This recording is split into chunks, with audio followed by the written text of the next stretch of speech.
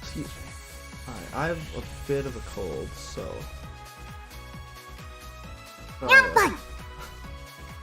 Thank you for... Yeah. I have a bit of cold, so my voice is awful. I apologize. That's just how it is. I might try to talk less during this. I'm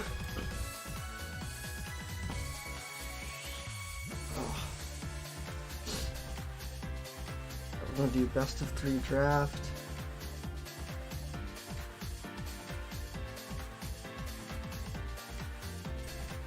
Excuse me. I should probably turn away from the mic.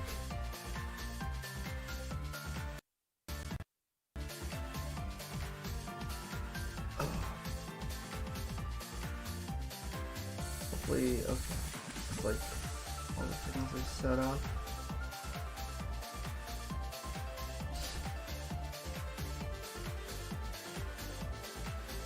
I'm gonna use coins, because coins are 5-to-1 on gems, except in limited, but for some reason on the opens they are, which is why I have so many more coins than gems, because I play a lot of limited, but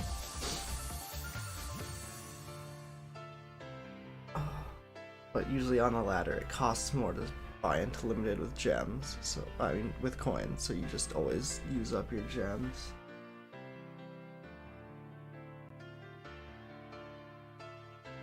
How many bullets? I don't understand.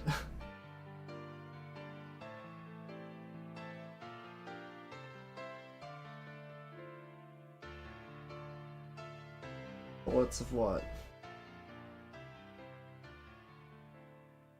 This rare's bad. Oh, this is the draw card one. I'm thinking of the other one.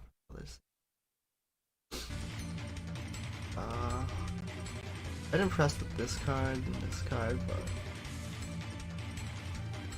exiles. All your creatures are ragabands, so they don't give you treasure, and this costs 3. It does give them trample. How many entries? Oh. I don't know, my bottleneck is time, because I have enough coins to do it like 12 times or something, but I think I'm gonna go with this. I don't think curse is good enough. This is a very strong effect. Well, I guess I haven't really played with it yet, but it's always felt like if my opponent untaps with it, I die. Sometimes they get the value the turn they play it. Oh, I love me a Fell Stinger.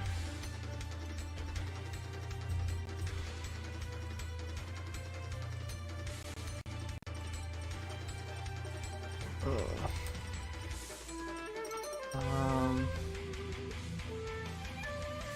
Takes a blood token. It'd be nice to have like 2 of these and just really build an all vampires deck or something, but I think I'd rather Fell Stinger over it anyway.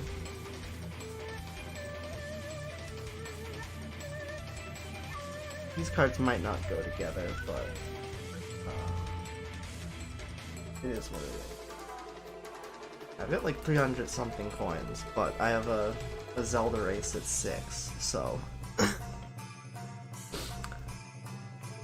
I could keep rejoining the queue to my heart's content, but I kind of want to play Zelda like I usually do, and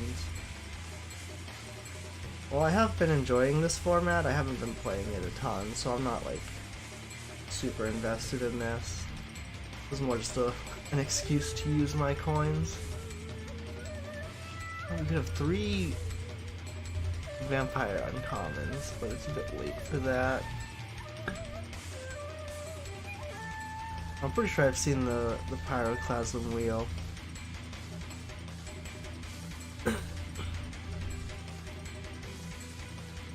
We want creatures with large power to go with our cadet, but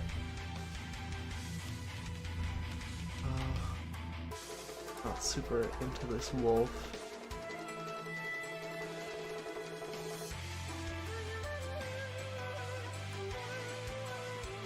I don't think this card goes with either of the things we have, but I didn't really like any of the cards in that pack a ton. So I don't mind staying open. I could be wrong about how good this card is though. A removal spell and a pump spell, like it does some things. We might be going into our fourth color. I guess this card's really good when it fights, but I think this card is better on average. I'm not too married to any of my cards. I like this is a big creature to train with, but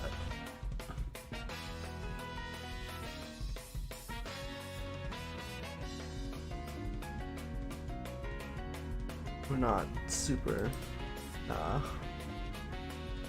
sure that we're even training yet.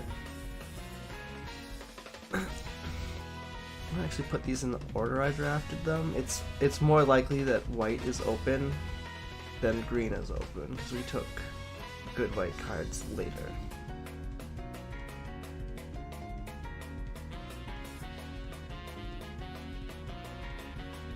I think green, white, and black all have some life gain.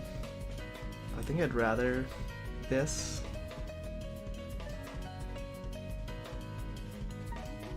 Goes like I said, we're not sure we're training, but if we are white, we're probably training. Well, I haven't had a ton of success with, like, all my opponents' Parish Blade trainees have looked great, and all mine have either been great or awful.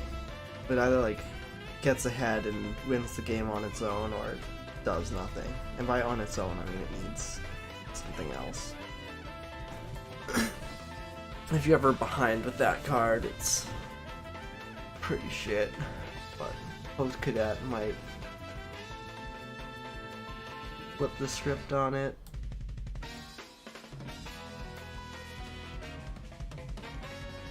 I also could just be building the deck wrong.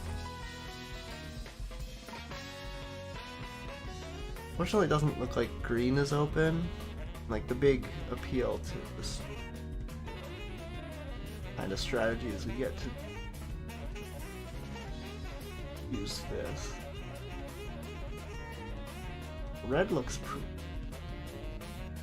Not this because it has impressed me, but there's a lot of menace creatures in this set. I'm actually gonna take Doom Dissenter to go with the Fell Stinger.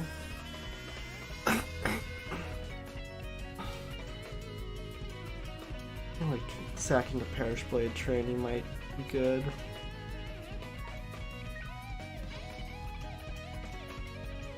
These are two good white cards. I think I was right in my assessment that white's open.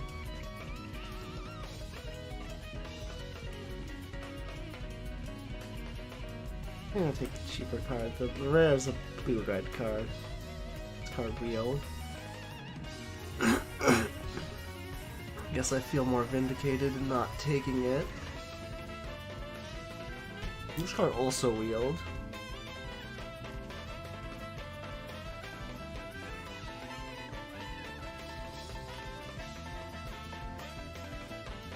Second Essence is probably better than either of those, but we don't have a blue card yet, so if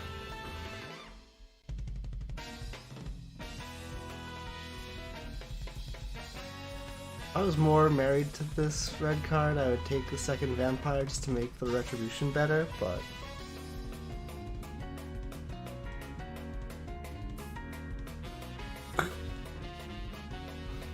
I'm not super married to it. Why is...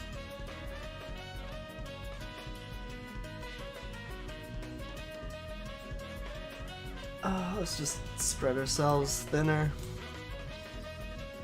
Like if we open a good green rare or something, I can switch into... This card's really good, but... I regret not having a single blue card.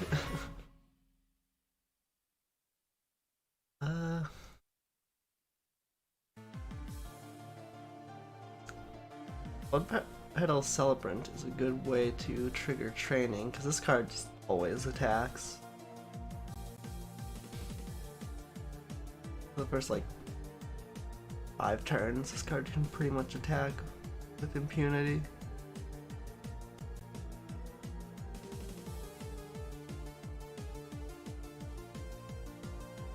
Wow, this draft is looking like a mess. I'll say it.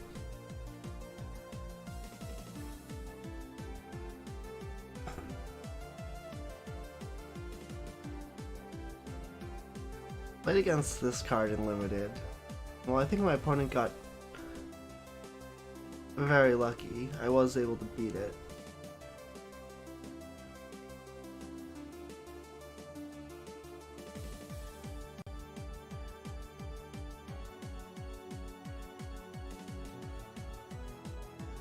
I think we have to play white, which means these blue cards that go with our exploit aren't necessarily...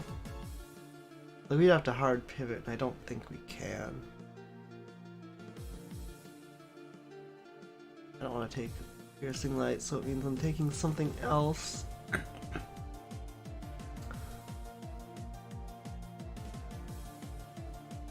Oh, I took the Retribution early last pack, but not sure how much I'm into it.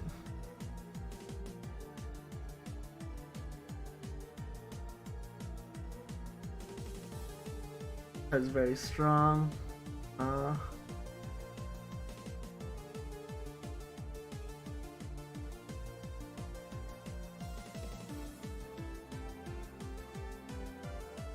think this card's also very good in a training deck, but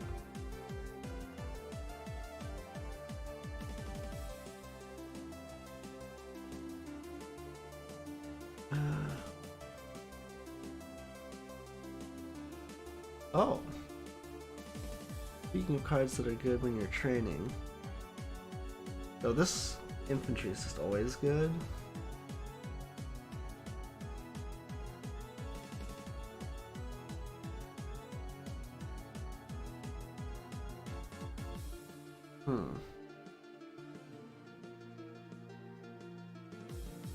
Looks like green's flowing. There hasn't been a ton of white.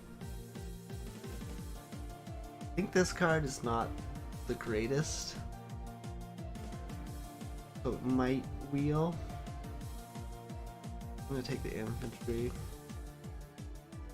I know we're getting another Fellstinger. Fellstinger is great in an aggressive deck because you're emptying your hand, have a bunch of like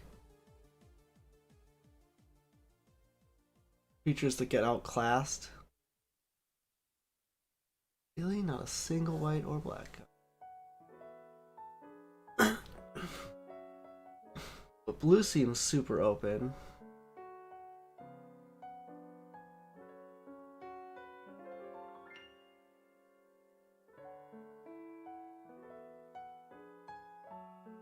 I think if we're doing anything, it's 2 Cloaked Cadets. I think we're doing black-white. Could have had a lot of Bailu Mag. Go with our 2 Fellstingers.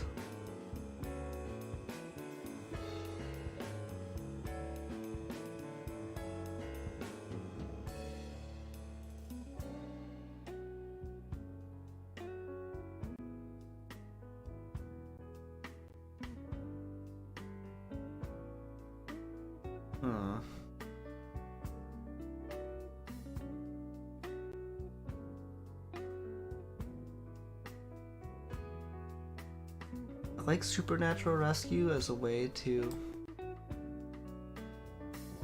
turn on, like you tap their stuff and then you get to attack and start training.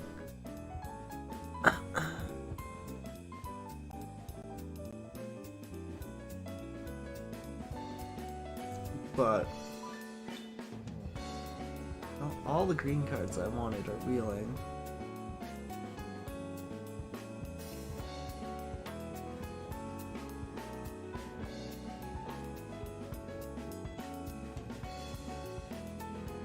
I think we need recruit to start training.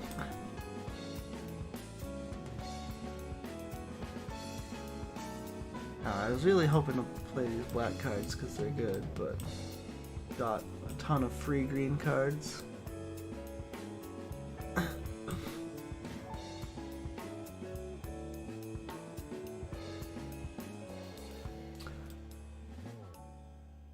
Curve.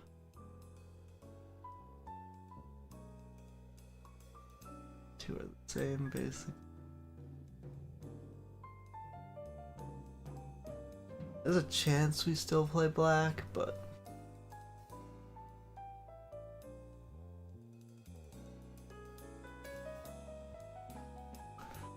I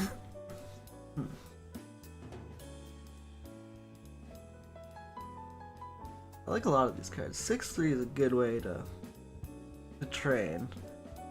Those are 6-4.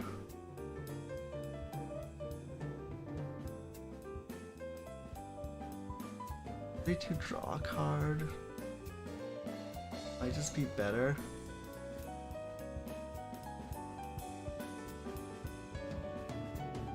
The last Cloak Cadet's wheeled, but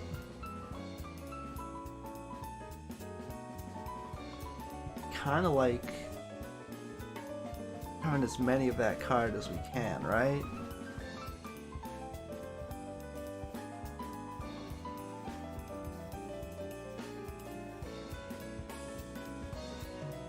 It is a 5-drop, but 5 mana 4 too. I'm just gonna take the removal spell. There's a chance this wheels, and there's a chance that there's a limit to how many we want.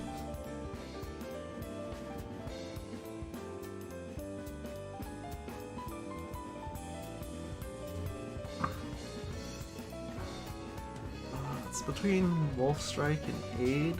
I mean, Imprisonment. You don't have a ton of creatures with large power, which is weird considering we're trying to train a bit, but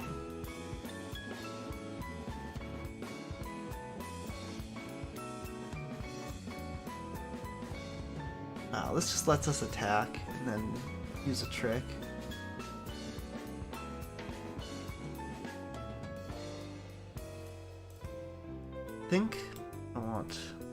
I think infantry's better, but I think I just want humans that can train to go with our cadets. I've been very impressed with Sharpshooter, but usually it's my opponent's sharpshooters and not mine. Like, if you ever can't attack, turn this on, it gets outclassed pretty easily in a board stall.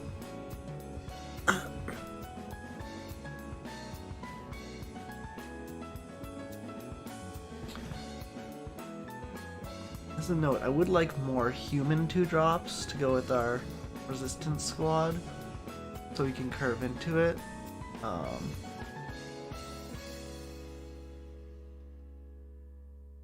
With that being said, Frog Skull Infantry is fine.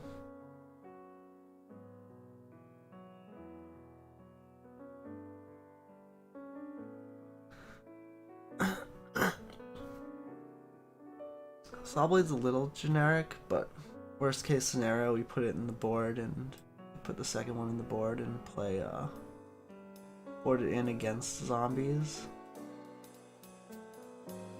I like Massive Might. It lets you attack all the time with your in your training deck. You just blow them out or like justify your attack. Keeps them honest. I'm very impressed with Dormant Grove.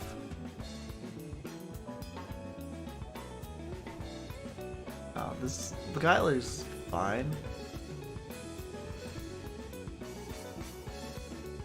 Oof.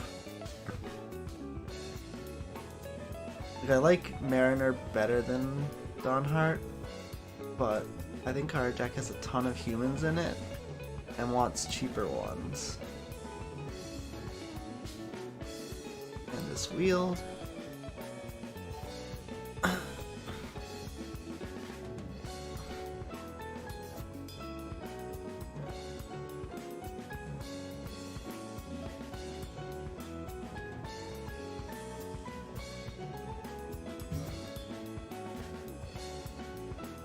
I've had that nurturing card played against me, and it's been good and it's also been awful. I might want it just to turn more of my creatures into beaters that help me train, but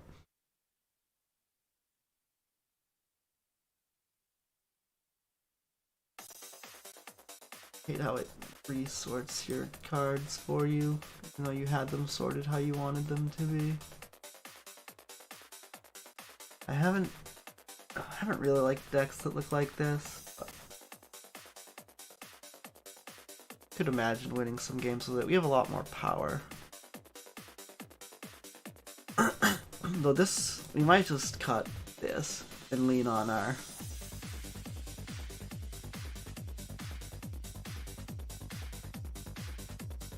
synergies.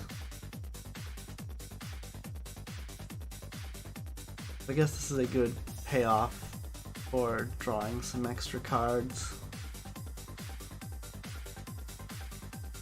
Whereas currently we draw a bunch of extra cards and then only have cheap creatures to play anyway. That being said, you don't need to draw a ton of cards. Also Dormant Grove. Cloaked Cadet. You're just always gonna draw the cards.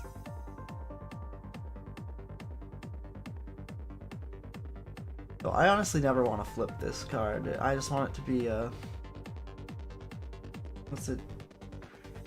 Ramoka's Citadel? It's a bad Ramoka's Citadel, but a counter return is the Luminarch aspirant, basically.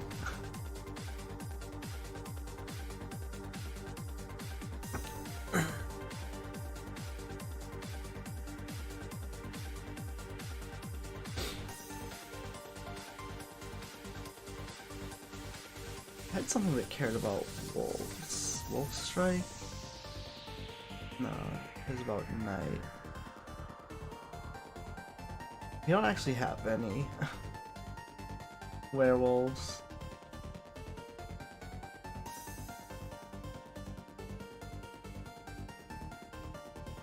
Not that we need them. This will be a good catch-up mechanism if they ever turn at night, but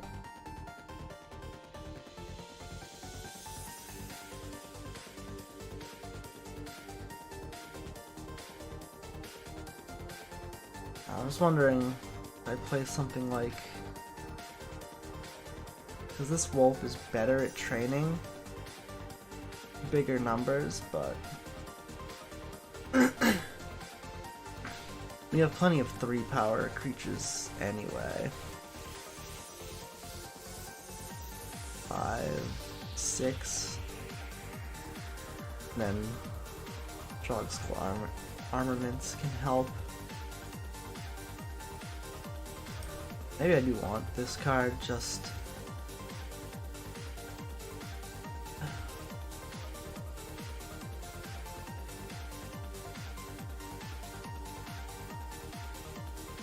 just for the 4th power. You're gonna probably get to use one of the 2 abilities in most games.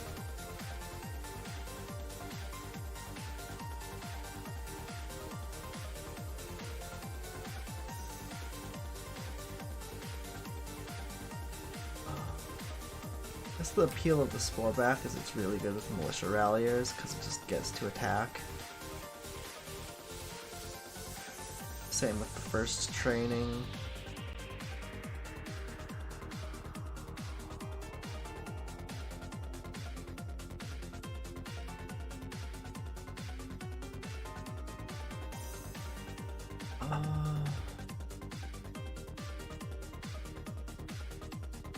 Actually, this escort looks bad.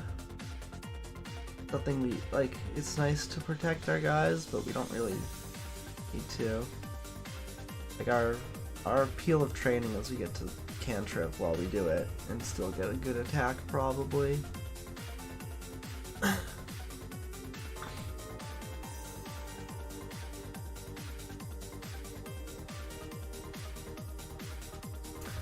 Only question I have left is, are we throwing this in just because?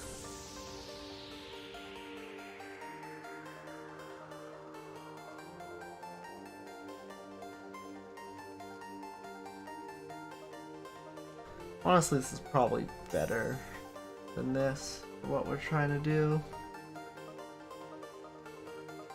Even if we're trying to be low to the ground, like,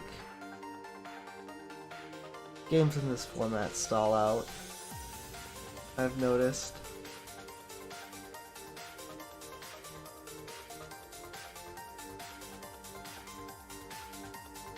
Let me just double check my mana. 8, 9.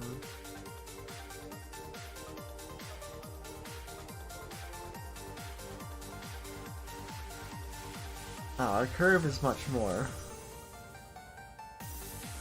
white early than green, but we have a triple green card, and if it is a 7-drop.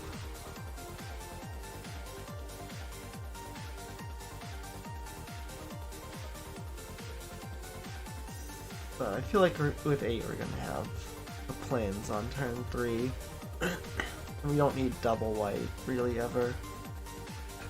Maybe a piercing light turn, but I think this is good.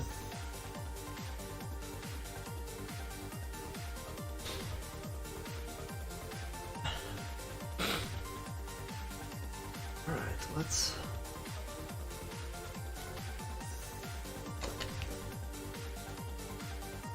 hope it doesn't crash.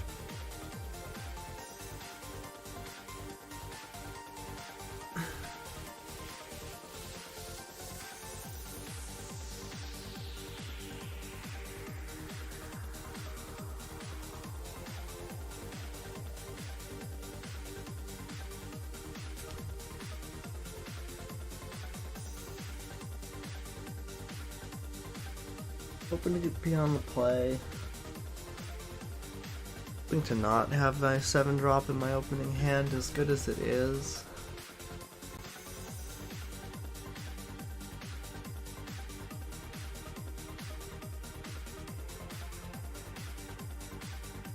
One of the appeals of that card, this archetype, is you get to attack with it and all your training creatures, and they kind of just have to quad block it.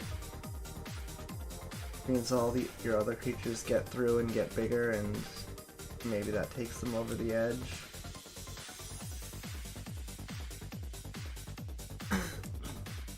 Well, training into Rallier, about as good as it gets.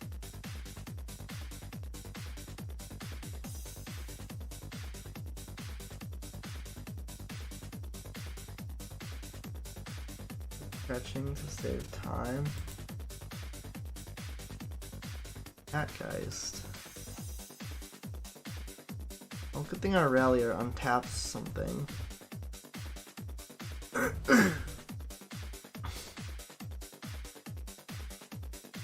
Oh, I might just not attack on 2.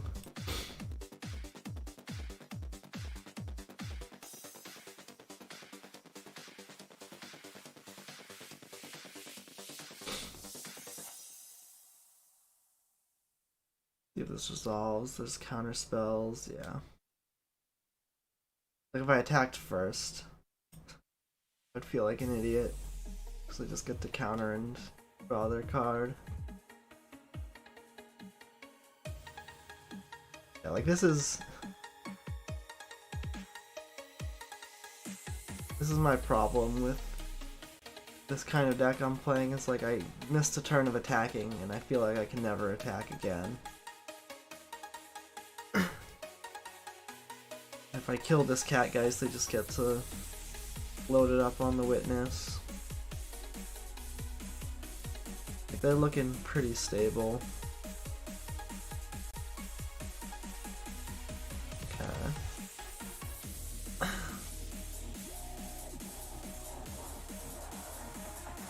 Now my question is, do we play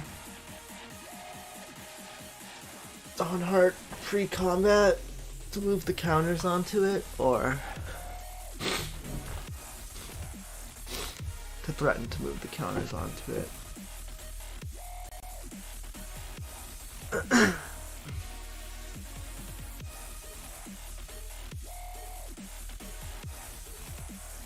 Yeah.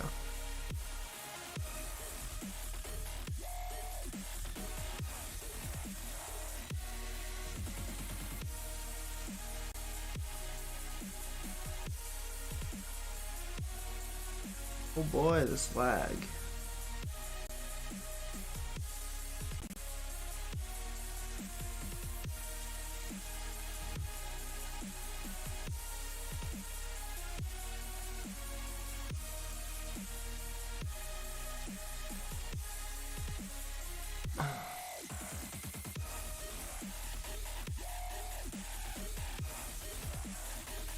Have this creature do the fighting, because if they kill this, then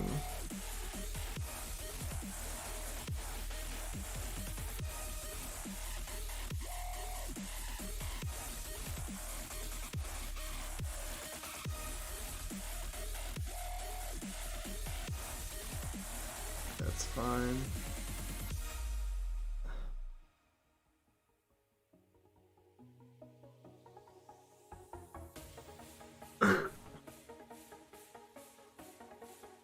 Now if they spend their turn flipping onto this, playing Wretched Throng, like they can't attack, or you still get to just attack back for 8. I mean, depending on what else is in their hand, they could maybe afford to draw a card and get attacked for 8, but I think this has to stay back anyway. We're swinging with, I guess we're swinging for 9 if we play the, yeah, we're swinging for a lot. They attacked. I'm gonna play 2 things to block.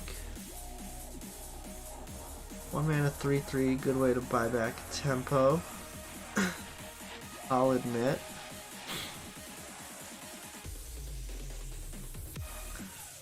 About a flyer that grows our on heart.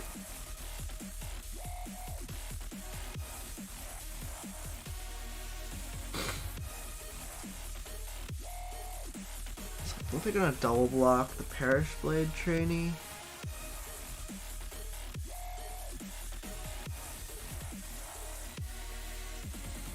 If they don't, they're just chomping, but I guess they're doing that. Alright. I'm fine with that outcome. Because now this can grow this. That would be big enough to trade with the Cruel Witness. 3/5 that hucks a creature. Pretty good.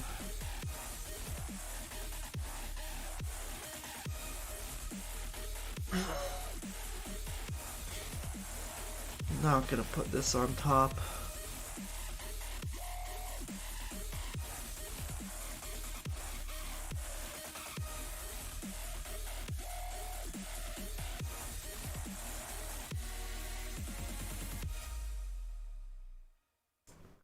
Bit late to draw that one too.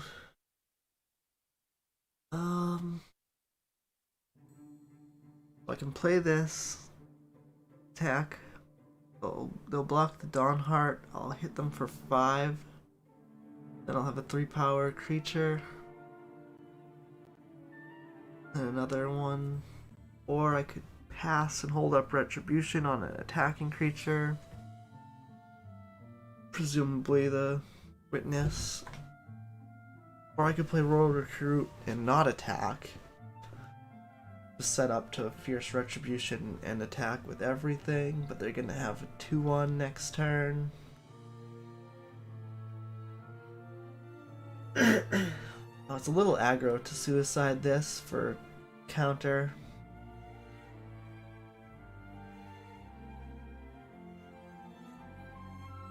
But they're just gonna get good blocks Anyway.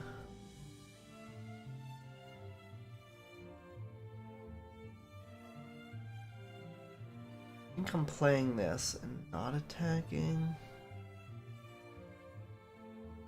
5 is a bit when they're at 12.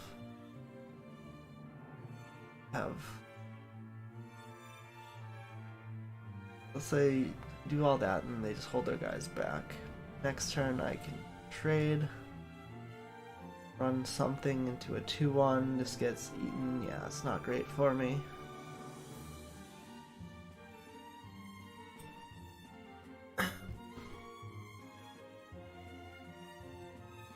I draw.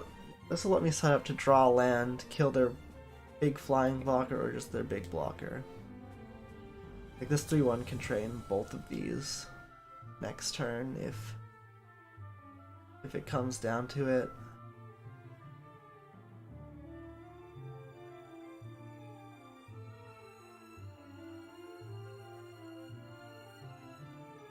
They're putting cat-like curiosity on their cruel witness. This is going to be a brutal retribution.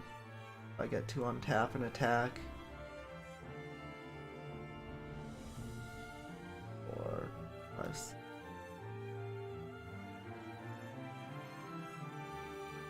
if all they do is play the Wretched Throng, blow this up and swing with everything, if I draw a land.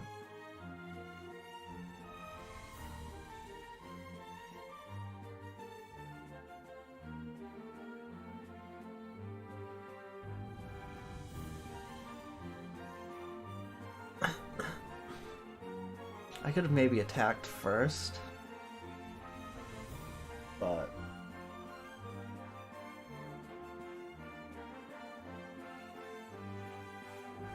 how much is the bounce spell?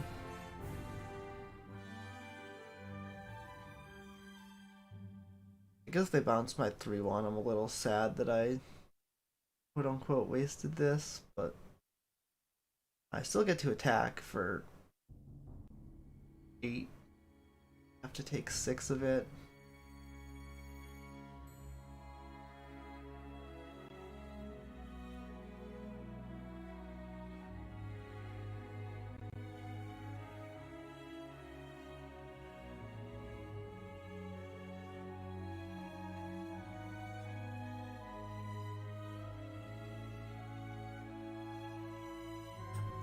Okay, so they didn't. They scryed to the top, basically. They surveilled to the top.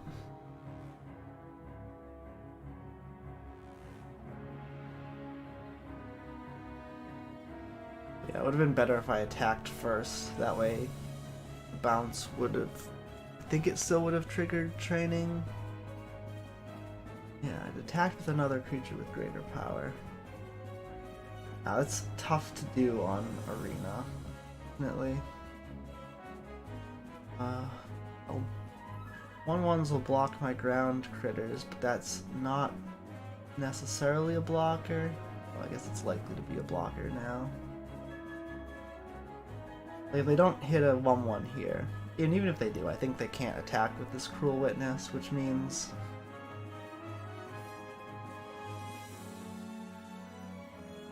my aggression is doing its job, though I am kind of close to dying myself. Oh. They hit a removal spell and a creature. That was a good mulch and a land.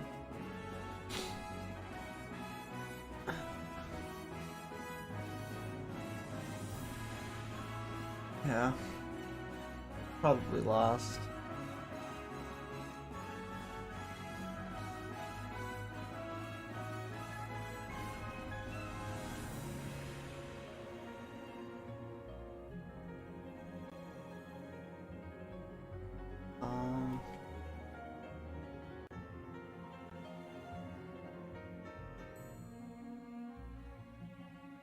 So I could fight the bug, put them to 2.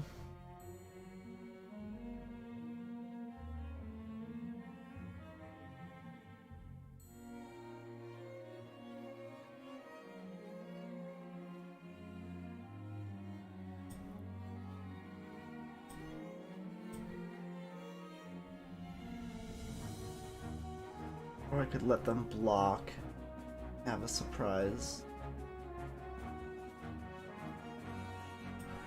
Answer.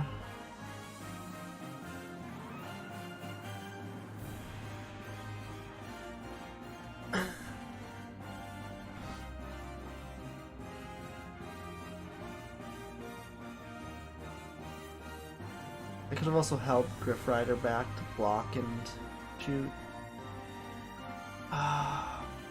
Another reason why attacking bad in this format, because it's a common 6/6 that gains you 3 life.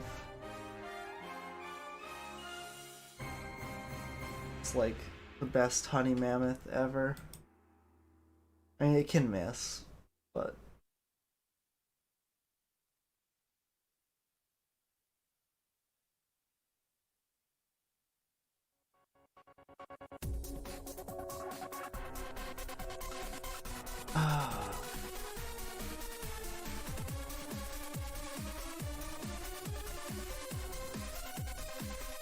our only human that can train is just not equipped to train right now.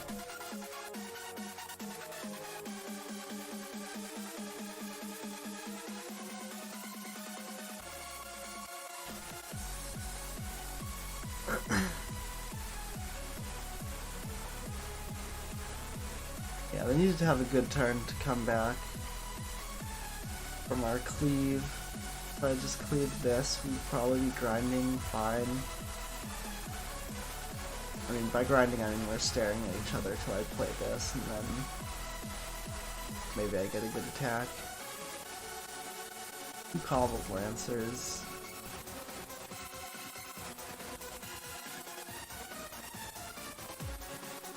Let's see 2 more cards.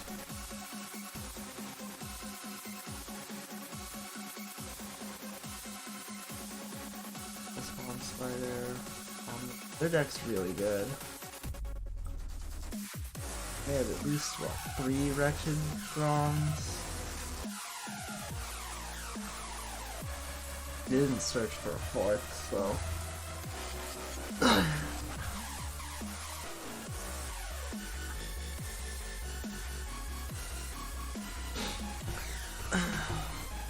Their deck is really good and really well set up against ours, unfortunately.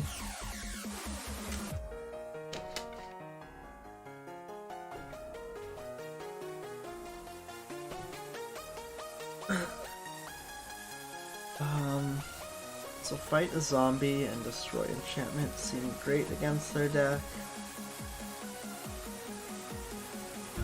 We lost to a flyer with an enchantment on it.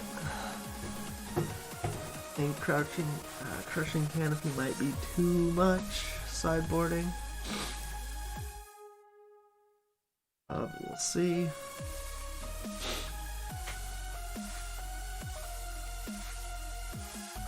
Two mana 2/4 lines up well against the zombie, the Throng, but bad against Cobbled Lancer. There's only a 2/2 when they attack.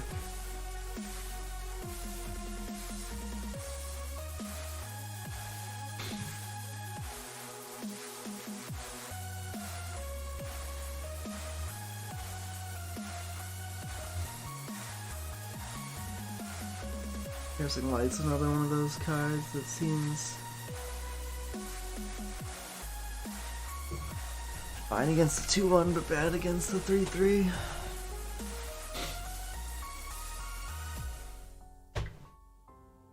By finding us a 2/1, it's not even that good.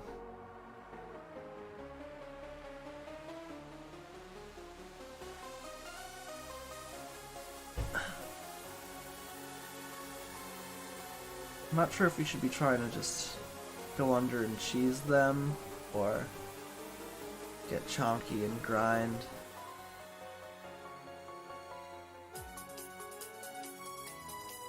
Had Stromkirk with 2 spiders.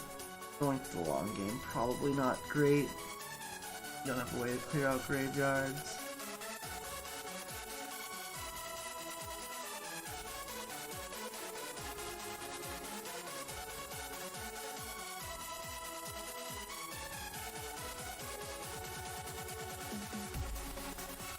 sure if this is right.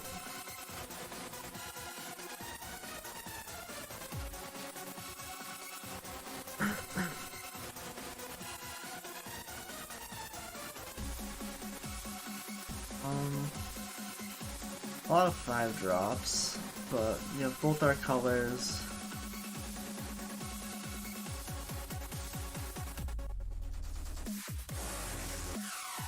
Imprisonment is interesting. I like that it stops their guys without putting them in the graveyard, but it did have some exploit, so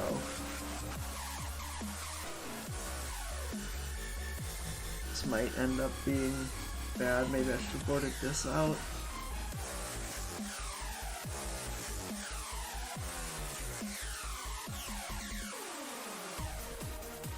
I'm attacking here.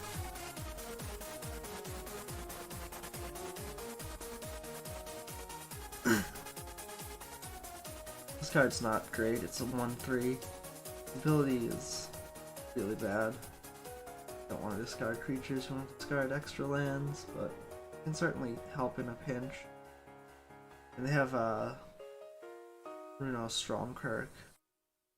This is a good way to get the 6-drop into the yard.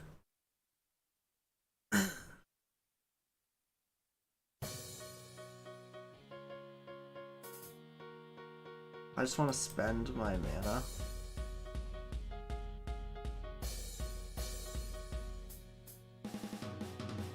And get some damage in. This is probably a board in from them and a good one.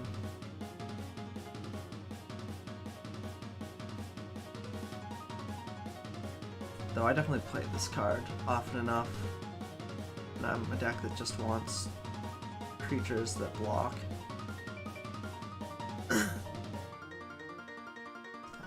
They did discard the 6, but they don't have... Okay, now they have black mana.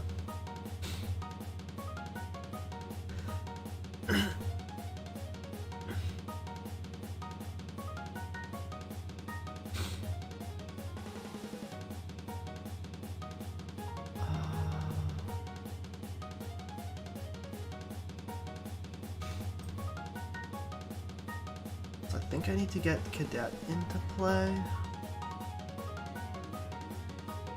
I don't want to attack because I want a 3-power creature to throw the Cadet. And also maybe kill Stromkirk. Bruno, whatever his name is.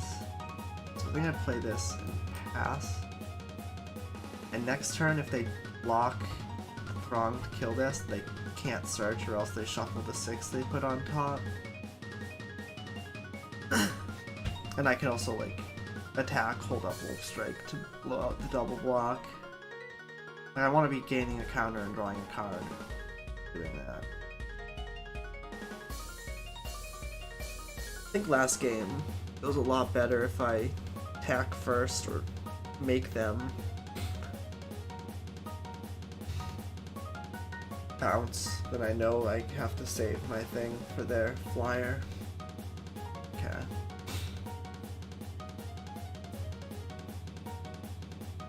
Fortunately, they milled 2 creatures. Fortunately, they did mill their exclude guy.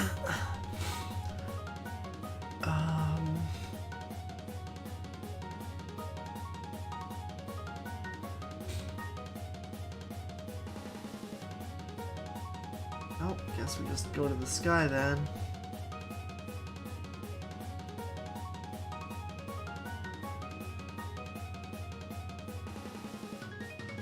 I could attack, throw one of these, and fight.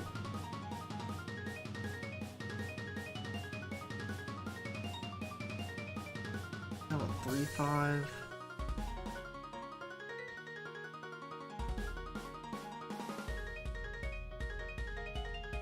And block and fight, or just double fight.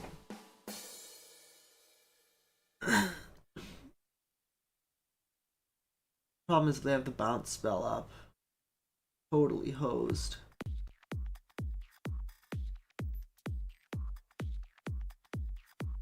And they do have the mana up.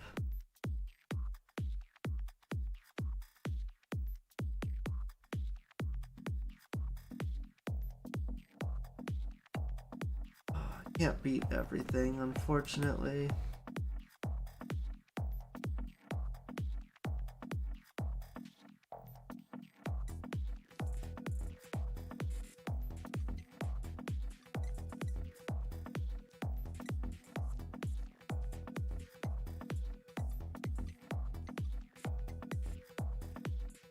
Good news is if this works,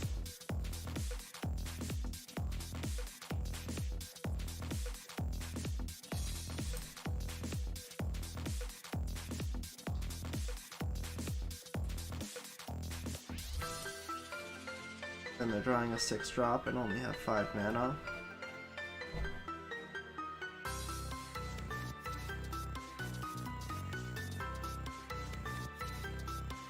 Just get to another one. I've never made the training deck work. Either it's bad or I'm just drafting it wrong, or playing it wrong.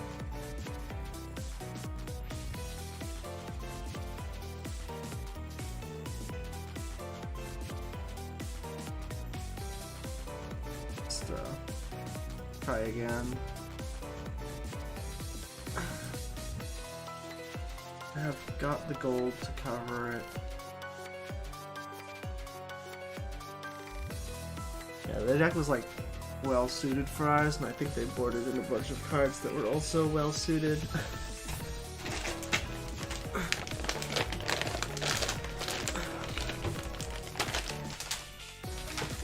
Probably should have switched to blue during the draft at some point. Though I didn't really start seeing all the good blue cards till pack 2.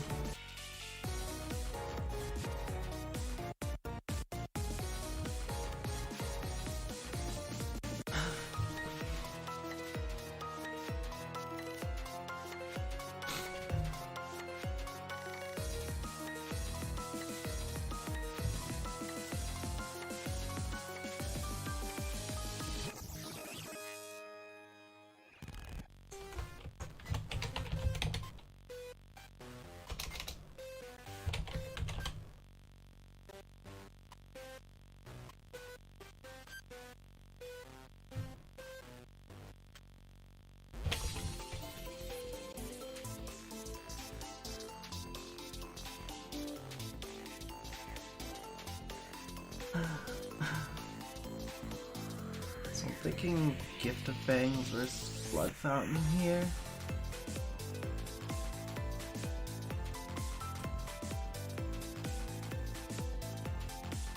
That's pretty good. But I just want keep removal.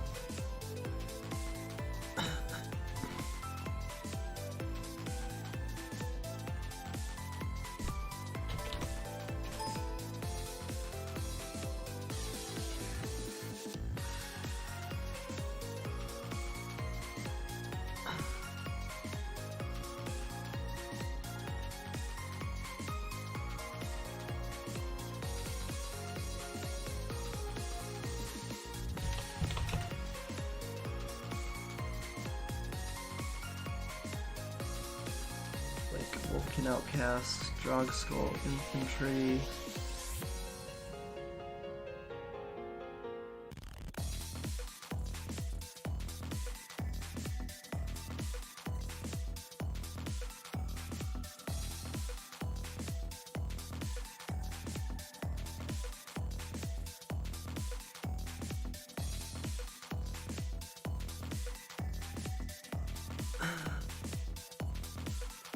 Really like Screaming Swarm.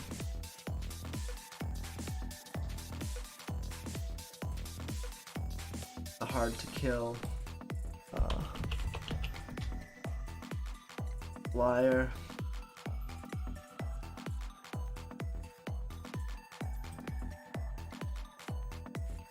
But Prismint goes with our things. Good vampires. What we have.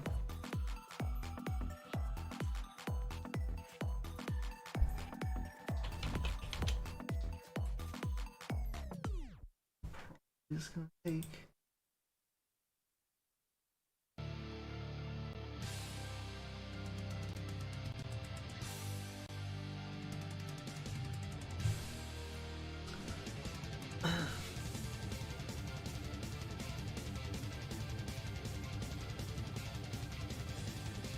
Storm has reach, but then we're white-green again.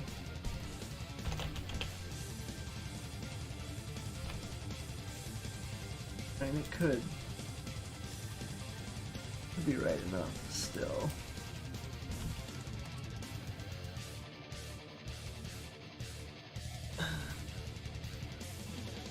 But I don't know, you usually don't want to take 7 drops super early because you really only need like one of them.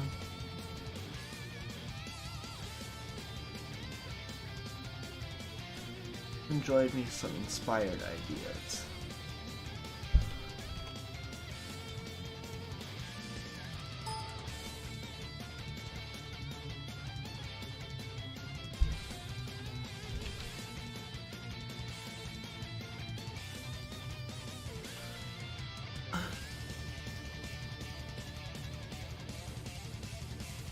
Killer is good with a bunch of other removal, but really bad with imprisonment. And media, like when it's good, it's amazing, but when it's bad, it's awful. 4 mana 4/2. I'm gonna take. Like you need to build your deck around this card by having it all be super cheap. What a gift.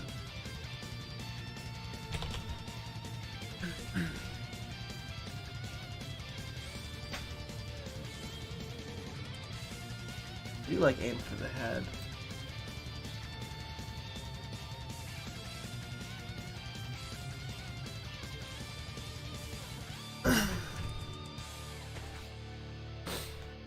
Be a Whispering Wizard deck? Probably giving up on these white cards. I think it could still be white whaler. I've seen lots of Scobs and some skeletons.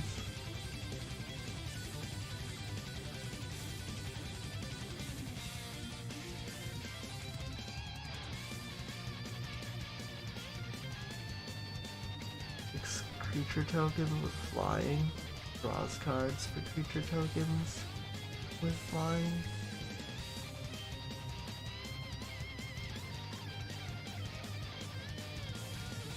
I feel like you're gonna have to cleave that card, but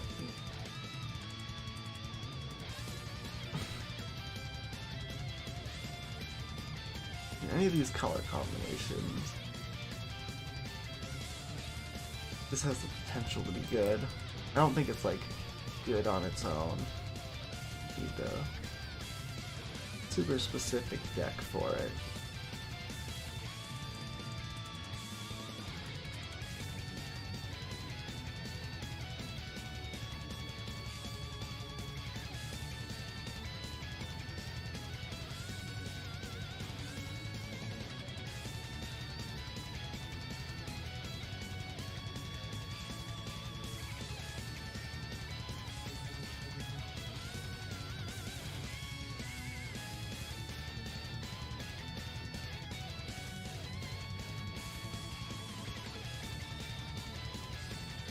It's good with Wizard. I just want the naturalize for the sideboard. I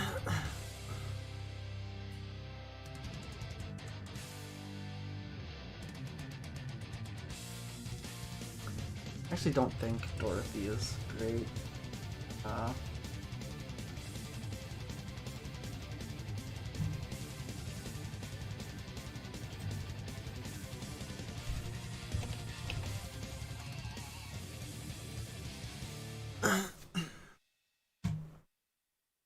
Makes a spirit token. Why isn't this an angel?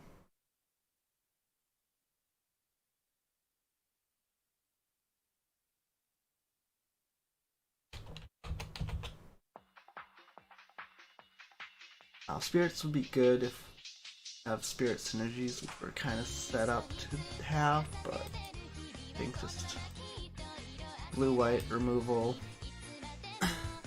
card draw, like it cast a kill spell, make a spirit, seems pretty good.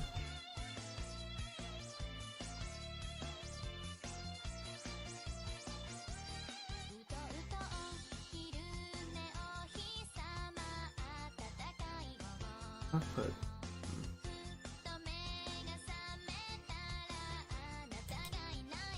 I have to decide how it. Like, I think my black cards look better than my blue cards for the most part. Like, none of these are really compelling blue cards. But also, I don't really want any of these cards in the pack that aren't black, so maybe a knife would be good, but pretty good with our tokens.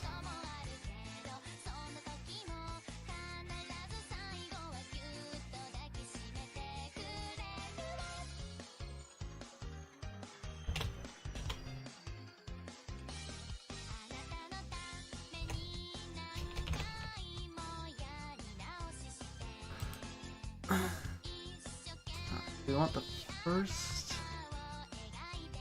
Grizzly Ritual, Scob.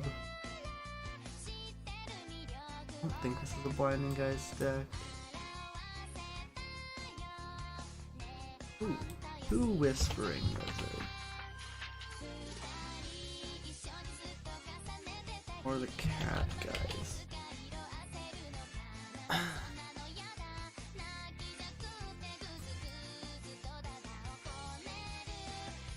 I think having a lot of this effect is gonna be good.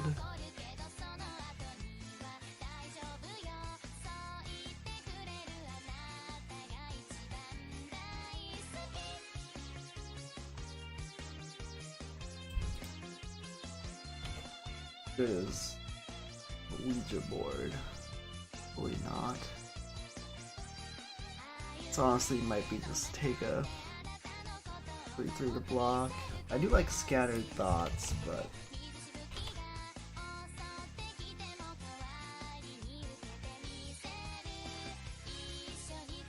I don't want a ton of that effect in my Inspired Idea deck.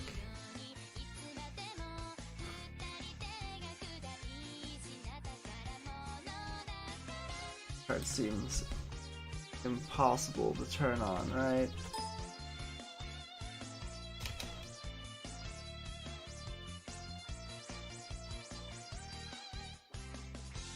Oh, it makes stuff when you cast enchantment spells. We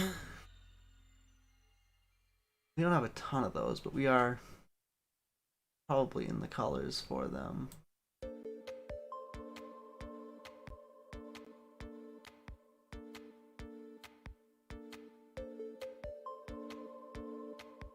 I like Scob a lot more when I have 2 Whispering Wizards.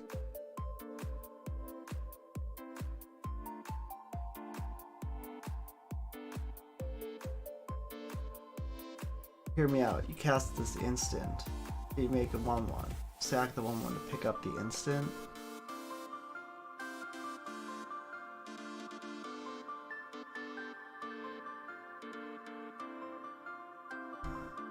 What's this? Binding Geist.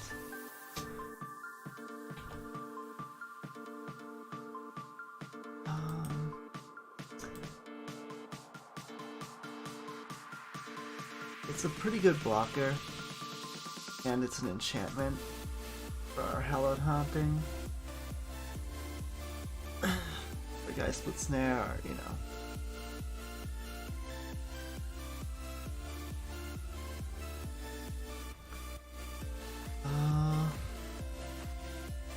Anything with Fear of Death.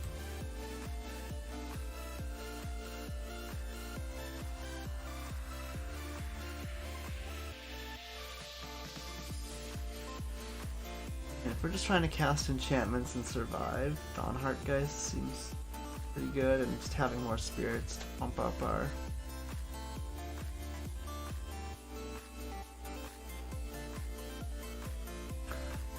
Half-Heart Shaman is actually a pretty good one to splash. Just a mana sink.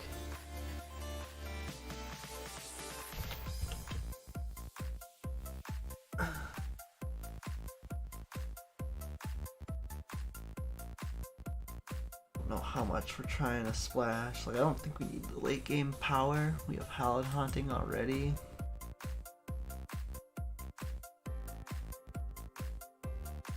So you don't usually want a ton of this kind of removal because it doesn't kill what you need late game. It just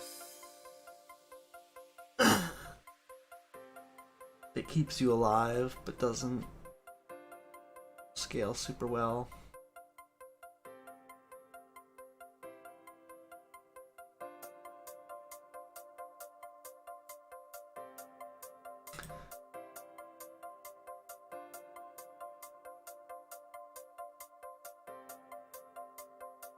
Ride's Gown is actually pretty good with our 1/1 spirits, but don't really want like 6/4 drops.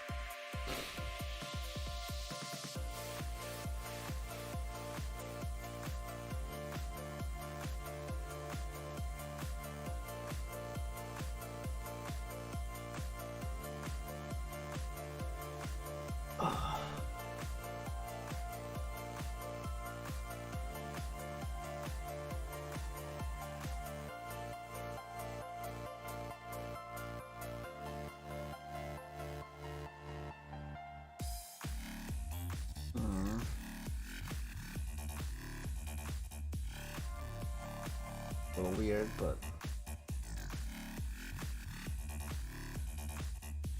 more spirits. I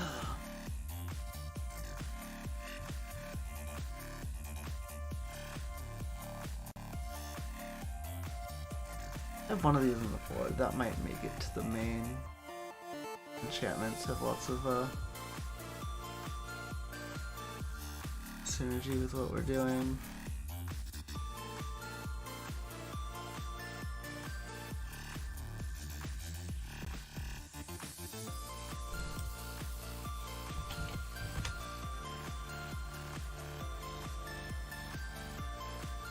It's a really good way to draw cards while not dying.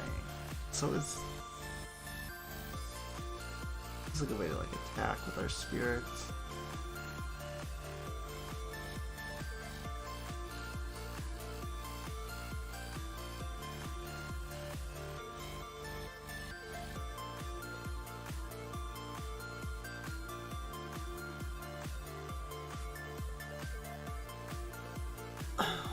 Honestly, we're probably not playing either of those.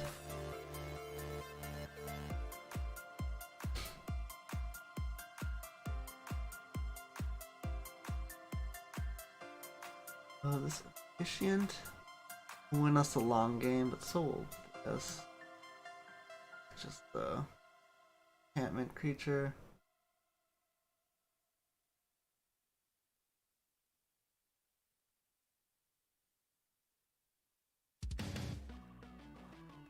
I haven't been impressed with Boarded Window, but it's gonna be good against our deck.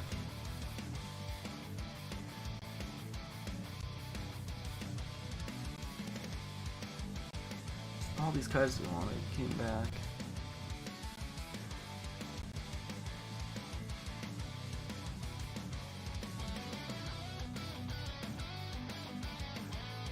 I want the heirloom for the sideboard.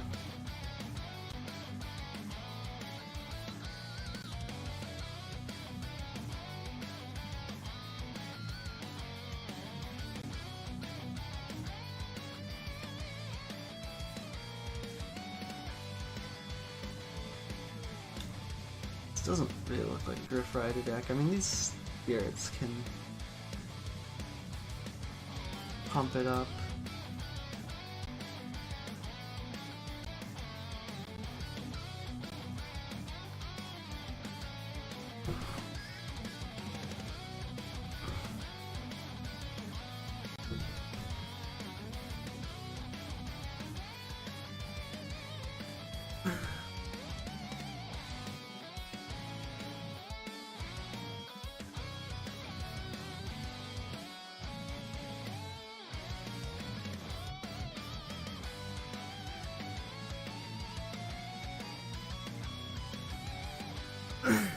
feel much better about this deck than the last one.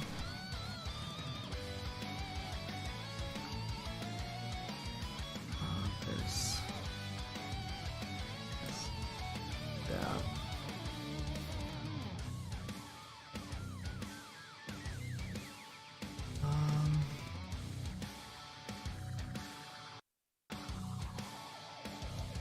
Don't really have flying creatures besides our two whispering wizards.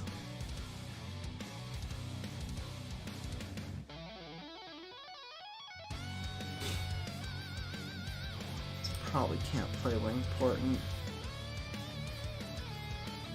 If I had taken that Evolving Wilds, maybe we'd throw a Forest in the deck and but oh, where's my 4 mana? I thought I had one of those. I guess I don't. I would have drafted differently had I known. Scattered Thoughts. I passed one super late for something kind of marginal, with the idea that I don't necessarily want 2 of them, but I guess I only have 0, so that was a mistake.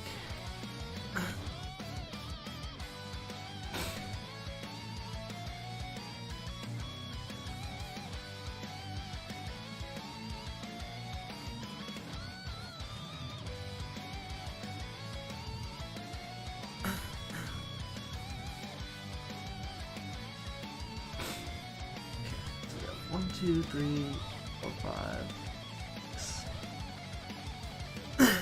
Potentially 7 ways to deal with a creature. 1, 2, 3, 4. Only 4 instants and sorceries.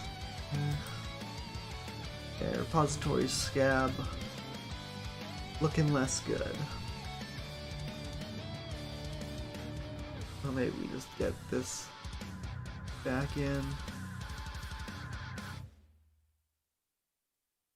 I don't really want to spend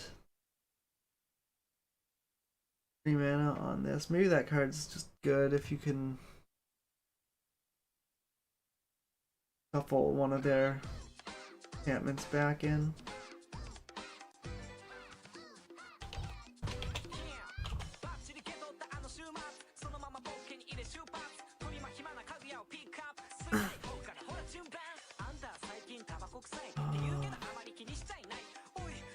I thought we'd have more instants and sorceries when I drafted all these scabs, but I guess we wound up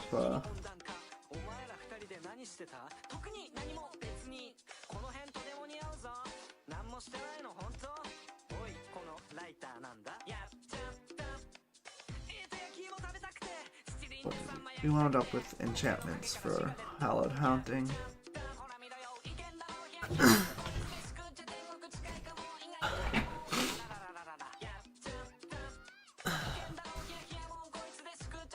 Now you don't need to give it flying, is the thing.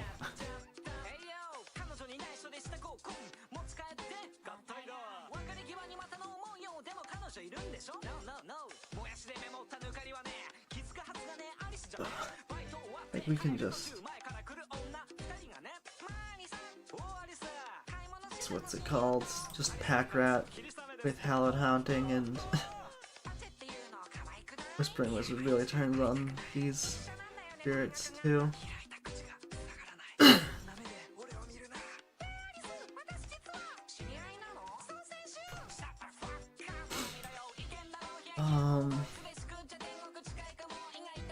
Now, if we're defensive enough, maybe you just want Boarded Window, like having a bunch of 1/1 flyers to chump and trade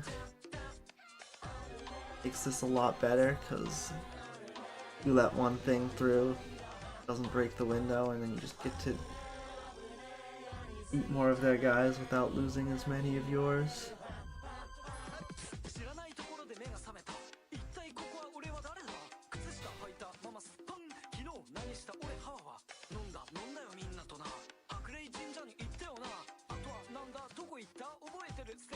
Oh.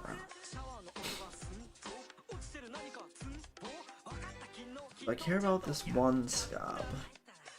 Like, having one to pick up an inspired ideas is probably just game winning, but yeah, like sacks or spirits to turn them into enchantments.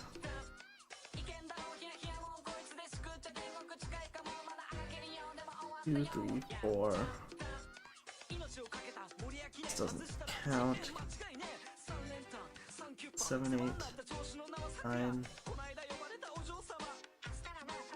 10 enchantments.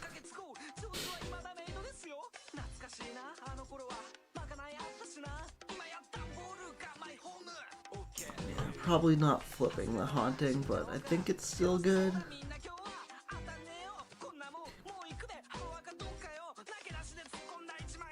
The rest of our deck is spirits. Maybe this is the odd one out, but it is a good win con once we have the board gummed up with 1/1 flyers.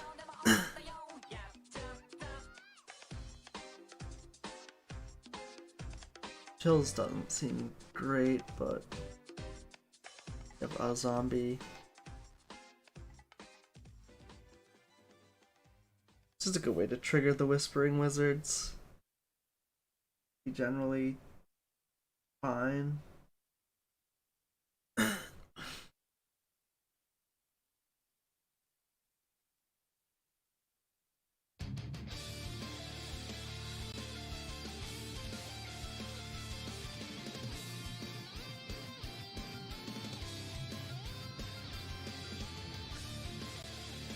I guess our only ways to win now are drawing 1,000,000 cards more than our opponent and killing them with flyers. Going off with this. But I think in game 1 that's fine. Like, maybe just board this in.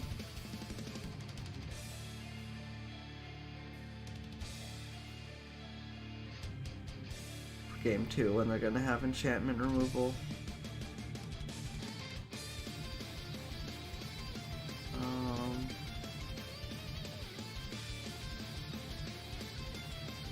Like we're gonna need more white than blue. You have more blue cards than white. You have one double white. I guess the cleave is blue.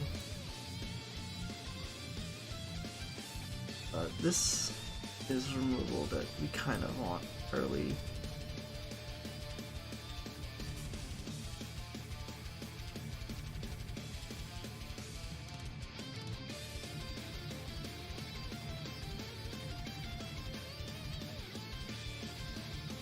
Swap, yes.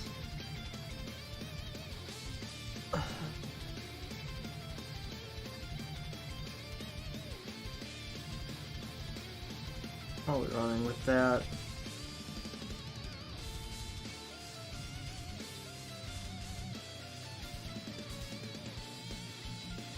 I'll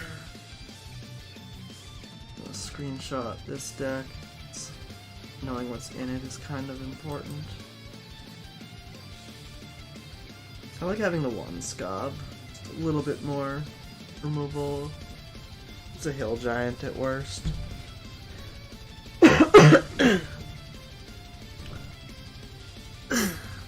Sometimes you gotta block.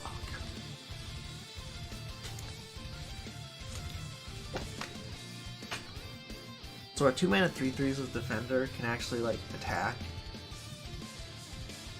in this deck because we have enchantments.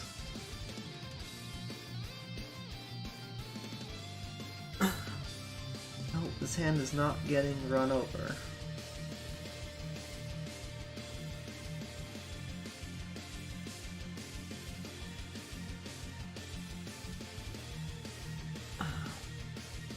Ooh, baby.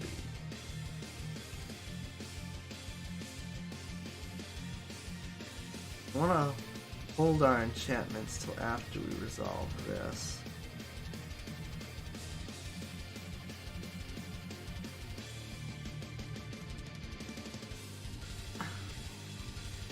Just gonna use my retribution.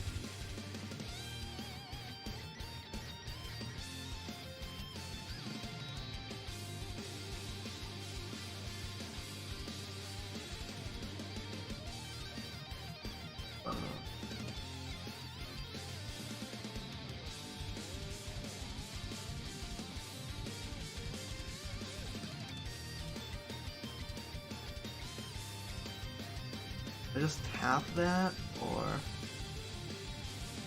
get offered a trade. The good thing about tapping is I draw into the light to set up Hallowed Haunting. The sooner I do that, the better.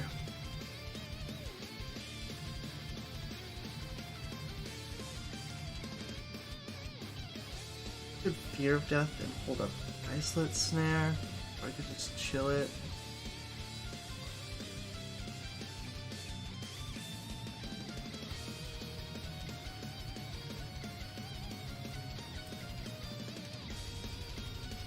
I think if they main phase lifelink it, then I just chill it.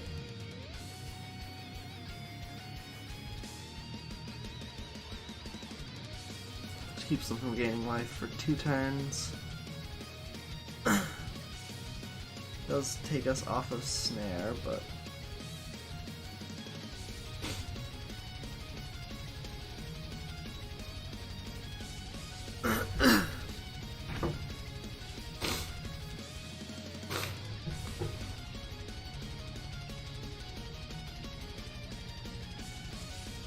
I really want to play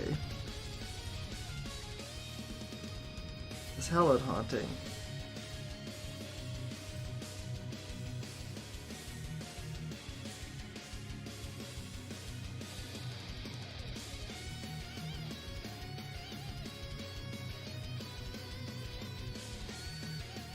I think we just hold up the Snare. Once we draw planes, which I did add more planes to the deck. 8 left in our 27 cards.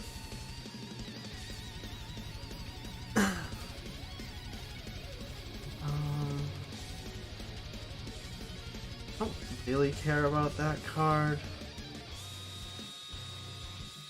but it does kind of attack pretty well.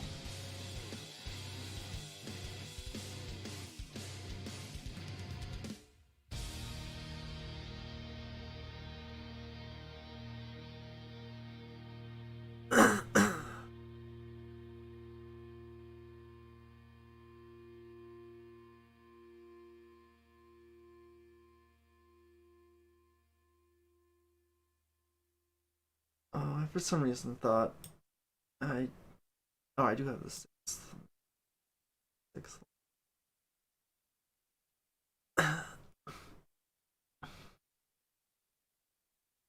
Exploit this.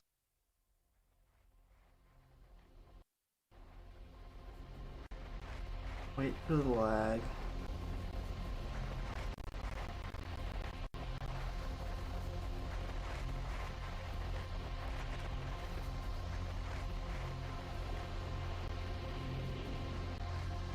Got my removal spell.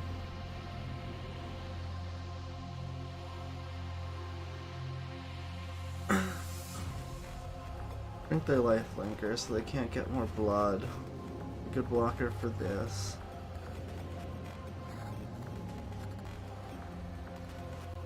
Okay. Well, I got my thing out of the graveyard, so that's fine, though.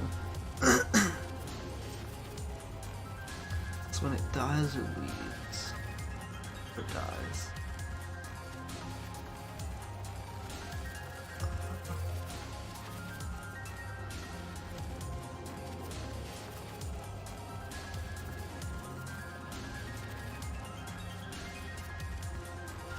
I don't really care about the cards in my graveyard. It makes Fear of Death worse, but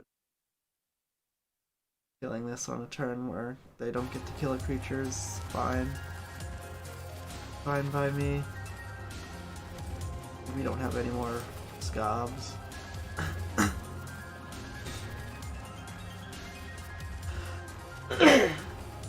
Excuse me.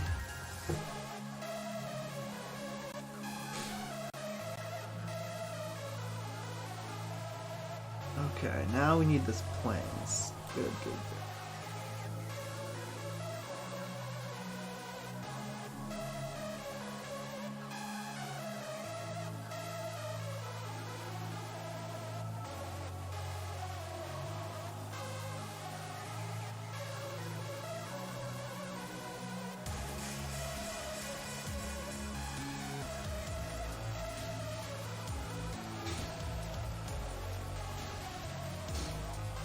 Next turn we can imprison this and exile it, so they can't really transform it.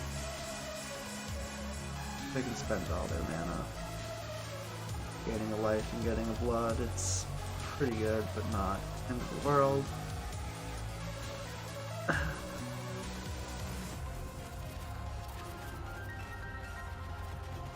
Ooh. Or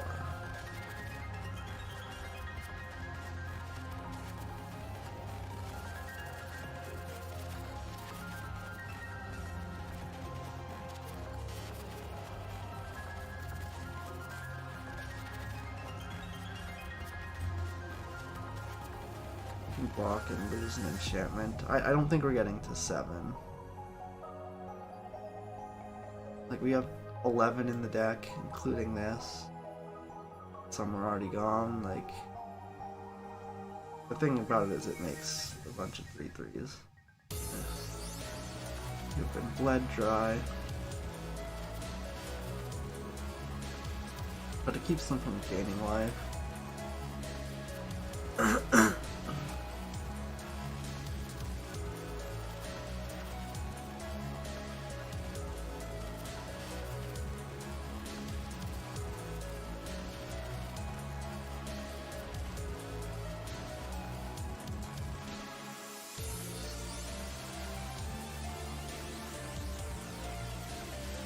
I guess they're hitting us for a lot in the air and getting a lot of life.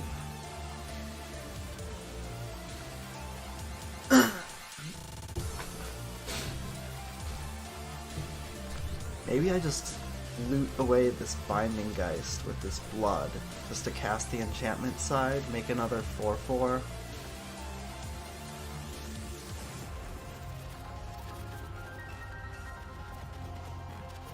Please, you know.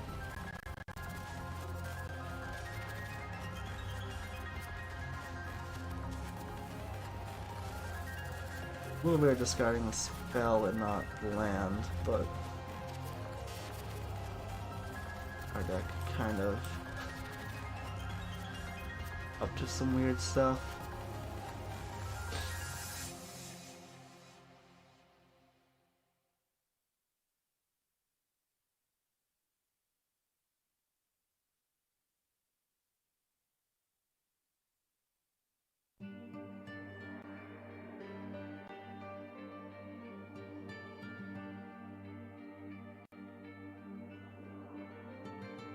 Oh, fucking shit. He's arena.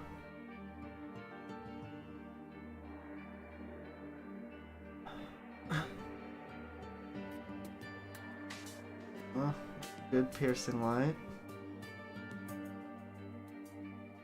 But they bottomed and we're still hitting them for 6. I mean, they gain 3 life if they ever gain a life. They're gaining like 6 life a turn. Pretty freely.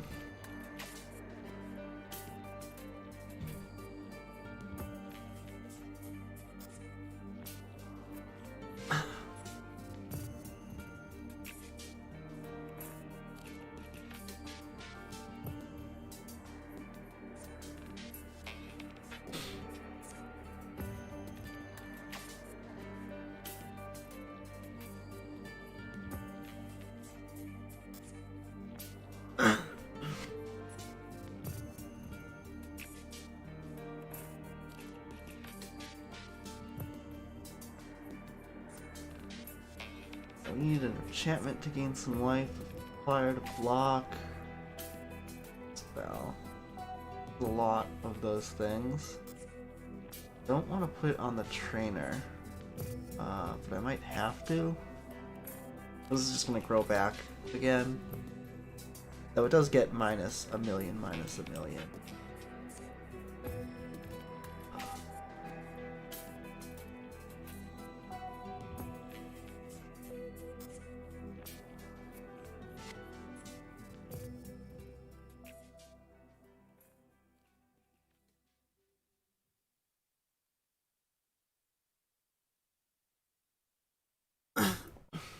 We're attacking for 16. That doesn't kill this one. Show us that you have 2 piercing lights.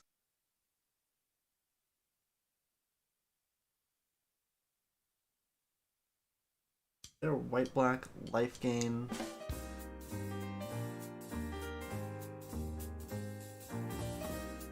We are lagging. I might have to turn off the music.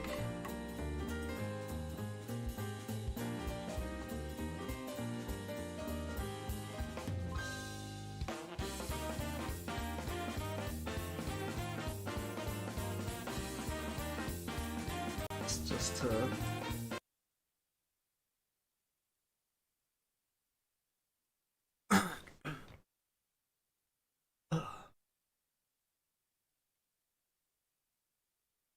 save on CPU or bandwidth or whatever I'm bottlenecking on. Making this lag. Okay, so they had a bunch of 2-3 flyers.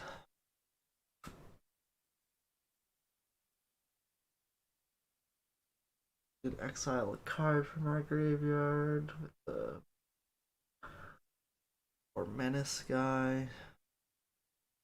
Minus X, so Adamant Will good against piercing light, but not the best against minus X.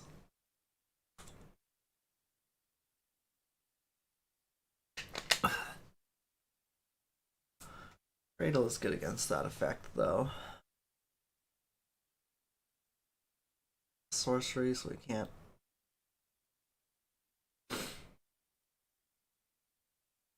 Definitely want this, because they're definitely going to have an answer. Not definitely, but in white they should have an answer to Hallowed Haunting. Not going to take it out. I think it's way too good if they don't. 3 toughness and gaining a life was good, but against a pile of flyers, I don't know how good it is in general. I'm on that. I guess we're on the draw. I had like 8 seconds left, but I guess I'm lagging or crashing. One of the two.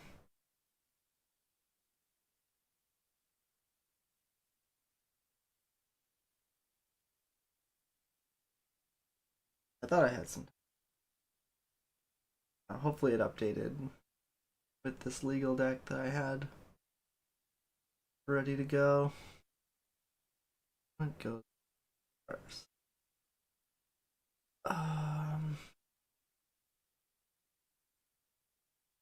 We're gonna need to draw a blue source. But we have the 2 white to play this and start doing the stuff. And I don't think their deck was particularly fast.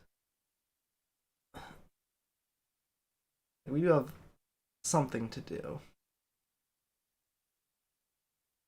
Like even with the 3rd land, we get to counter and cantrip.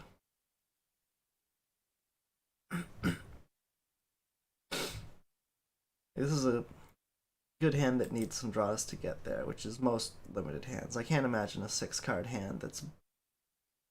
I can't imagine the average 6-card hand is that much better than this. Like, this hand can certainly win if it gets there.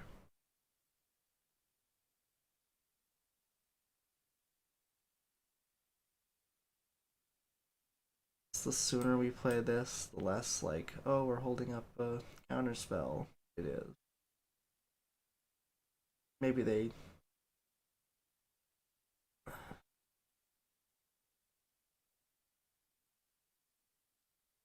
Light, yeah. Just A-okay with that.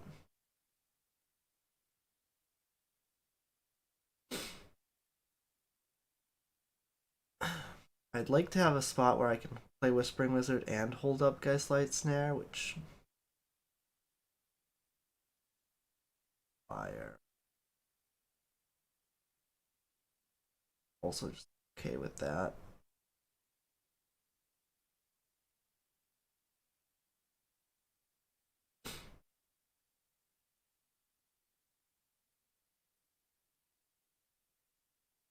Maybe I should be trying to protect this with Geistlight Snare, but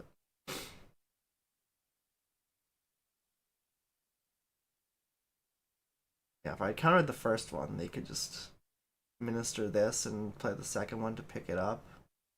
Would have been pretty good for them.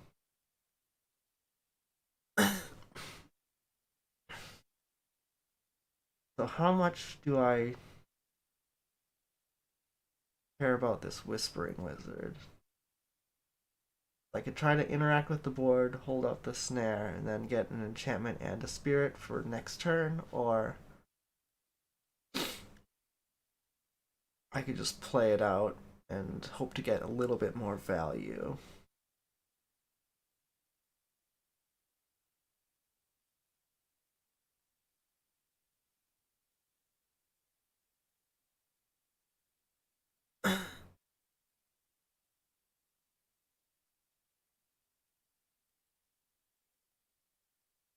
This is, I'm gonna exile the thing that gains them life.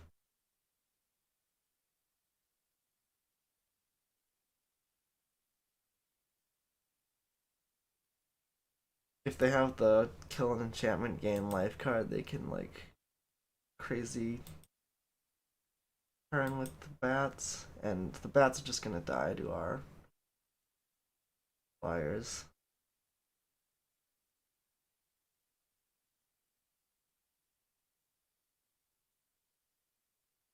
I think this is fine. Once again, just a lot of setup for a Whispering Wizard with protection. But I think we win as soon as we untap with this card. They scryed to the top and didn't play lands, so they probably have a removal spell. We're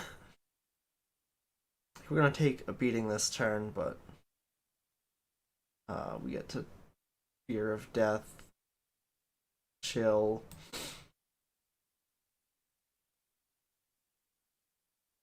make a lot of power.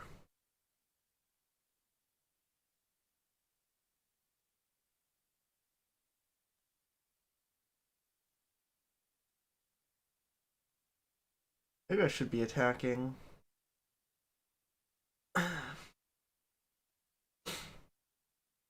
If I do trade these off, it shrinks my other guys, but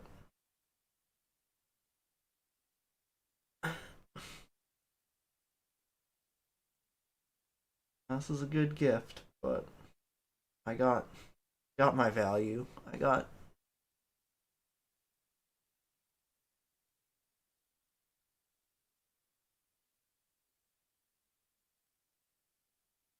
this is gonna shrink my stuff, but I don't really care. I'm gonna get to play a circle, grow it all again.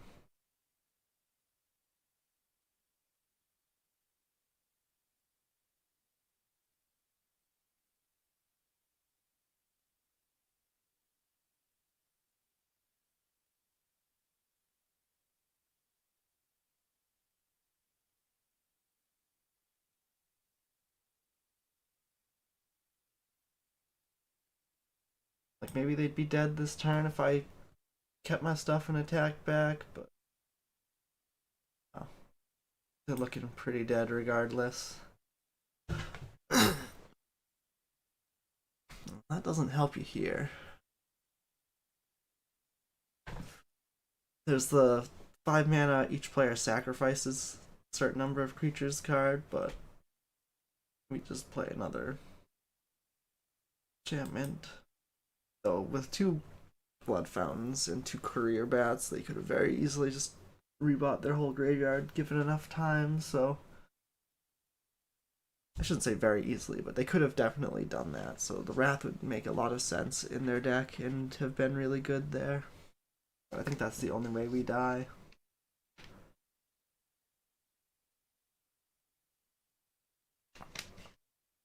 Oh. Yeah, this deck is much more in my wheelhouse than the last one.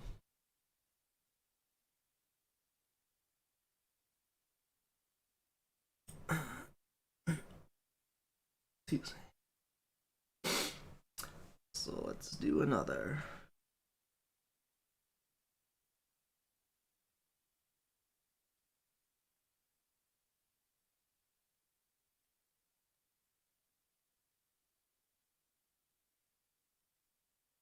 Seems like the lag has gone down, so it was probably just the music.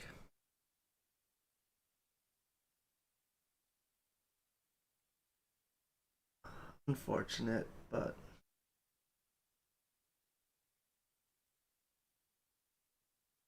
I think we're just gonna have to go ahead without it.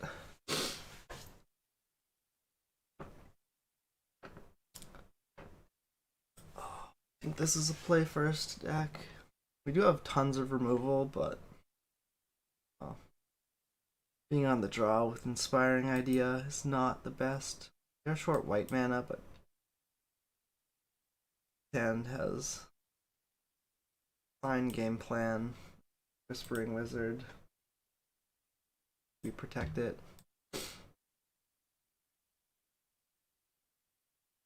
Using this to draw into your white mana, not the best, because you have to not cleave it.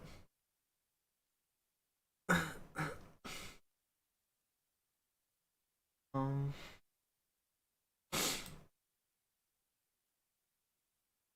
Even if this flips, we can trade with it or exile it, so I think I'm just going to get my wizard down.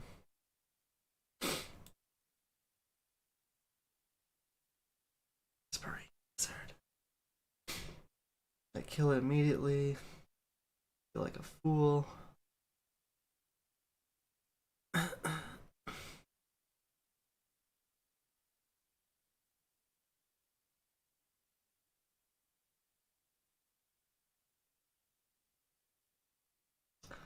Hold up Snare and Fierce Retribution. If they play an exploit creature, exploit it, set up the attack, I get to sort of get them. This actually isn't great when I have an answer, but if they give it indestructible or something, that card will kind of destroy me. Huh.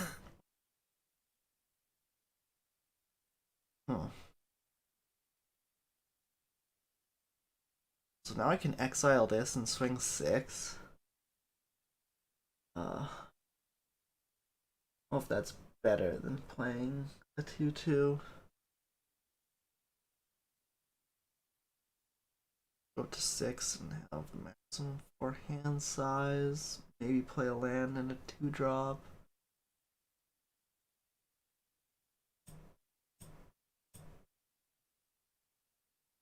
Right, that actually sounds better.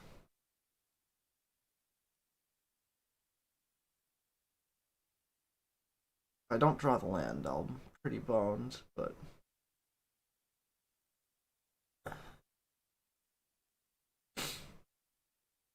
play another 3-3. Set up a much better confinement turn.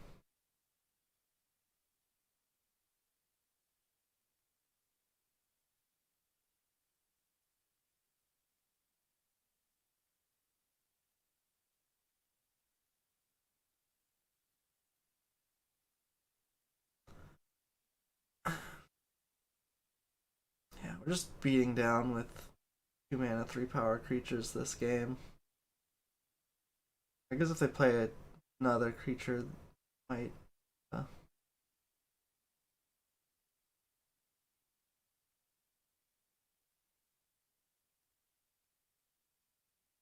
Or Flying Death Touch. Well, that's kind of a problem.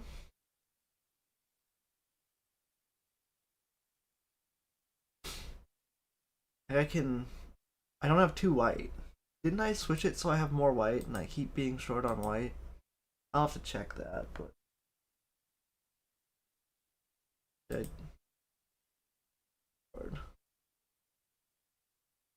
I have 9 planes and I keep drawing less white. Oh, I could Fierce Retribution and just attack.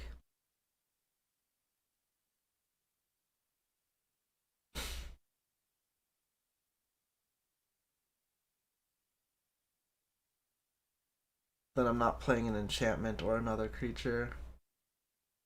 But I have to cast a white spell. Uh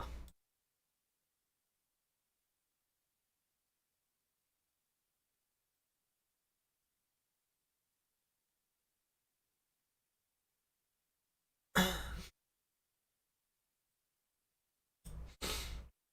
if I kill this, this just flips.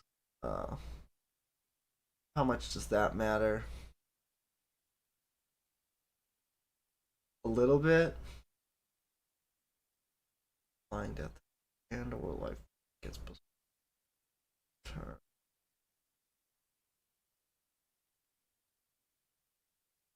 I think I just kill it on that turn. Like, if I let them draw a card and lose a life, it's not great for me.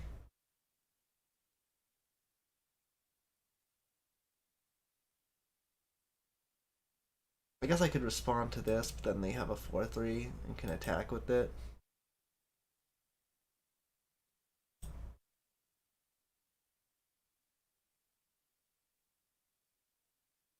This also gives them time to draw and cast stuff like that, but they had 2 mana up last turn.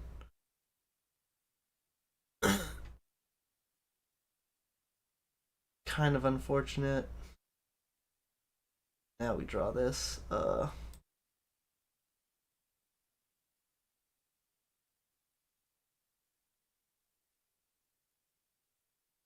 we don't get to kill the one we want. But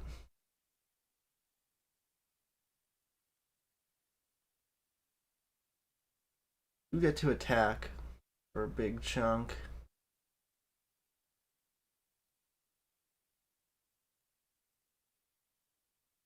Ugh.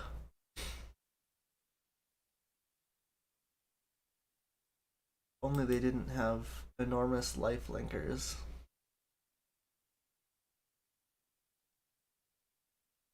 Oh, they can get this flying. Yeah, they have turned this game around pretty quickly. This one card, basically. I mean, they'd be dead if they didn't gain 8 life this game. Or pretty close to dead. Um,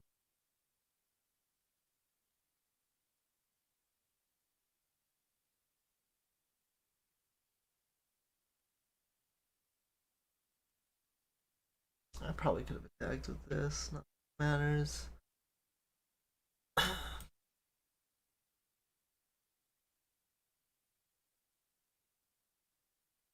I think they just give this flying and pump, but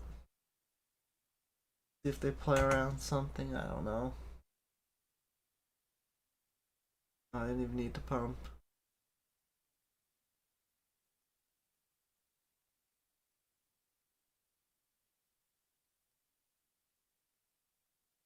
Okay. So what do we do about this flyer? Flying, lifelink, death toucher. I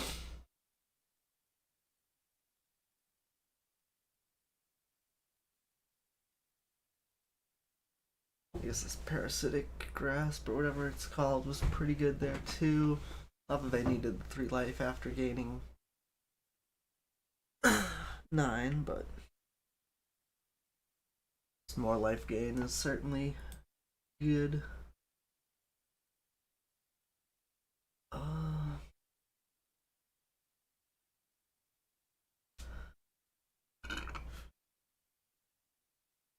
Excuse me.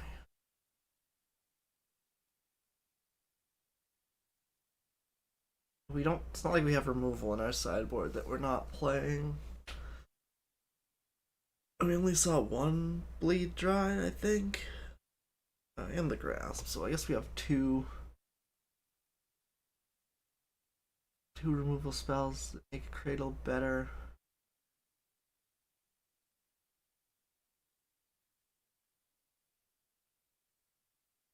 So I don't think a 1/3 is that gains life is good against their good cards. Like it blocks their 2/2 life linker till they flip it. And it's certainly like fine, but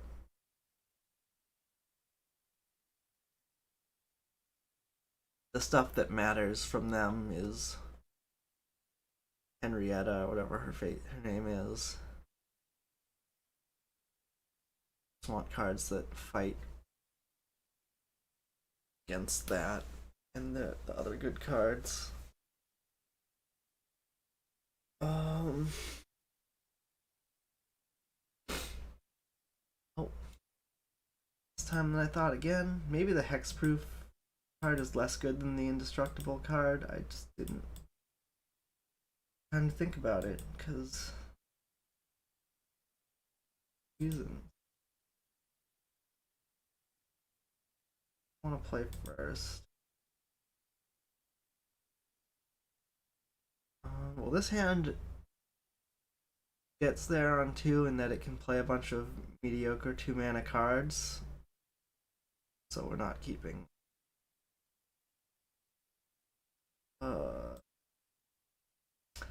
That's all our colors.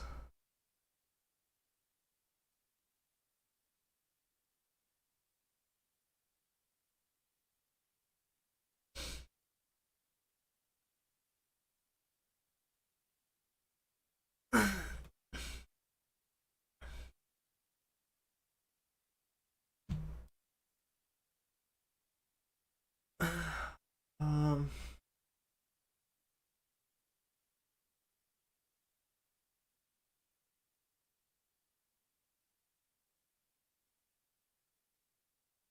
They have life gain in their deck, so I think us both staying at 20 is better than us both being at 18.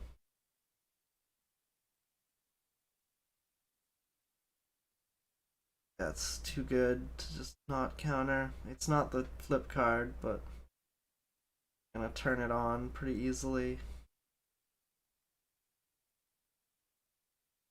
Much as I'd love to just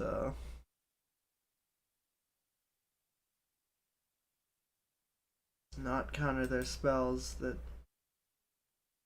potentially play around, I don't think I can play around that one.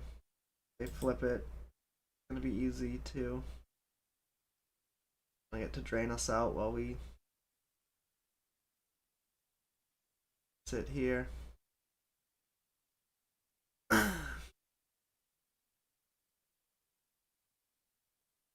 I'll attack. I'm gonna get to pump this and give it flying and start crunching us, but nothing we can really do about that, unfortunately. I needed a couple of these for my training deck. That card's just good at always activating training. Oh, they didn't give it flying. I guess this is like a fine trade for them, but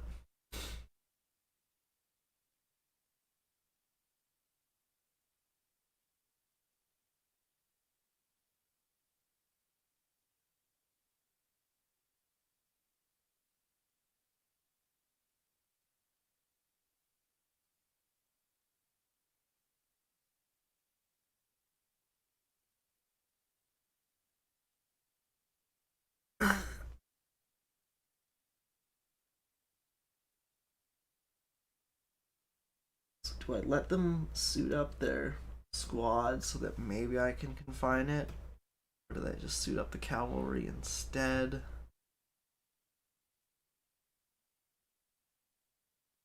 Should have left this back if I wasn't gonna kill this, because now they don't have to fly it. They know I don't want to block.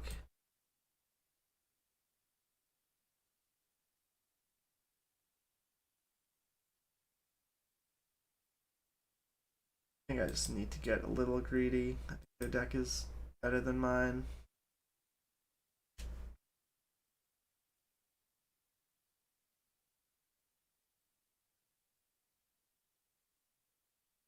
Well, went about as poorly as it can go.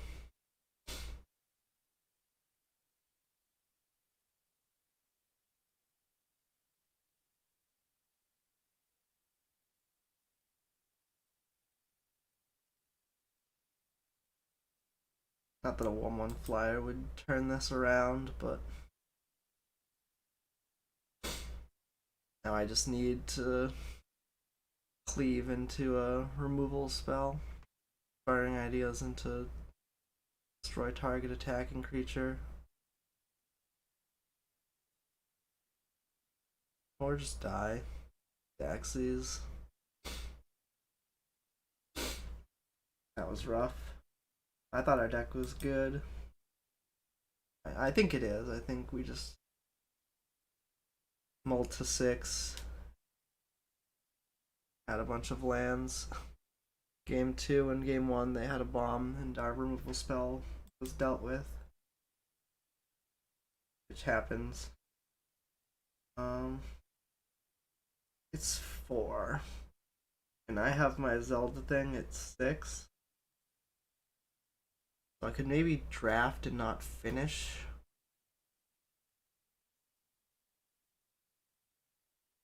But I don't think I could play 3 full rounds in 2 hours. Plus, I like want to eat.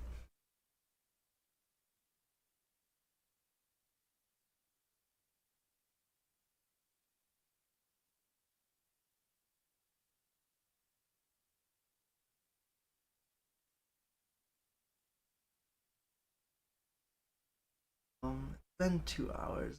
Done 2 drafts and 3 games. I guess we could technically do it.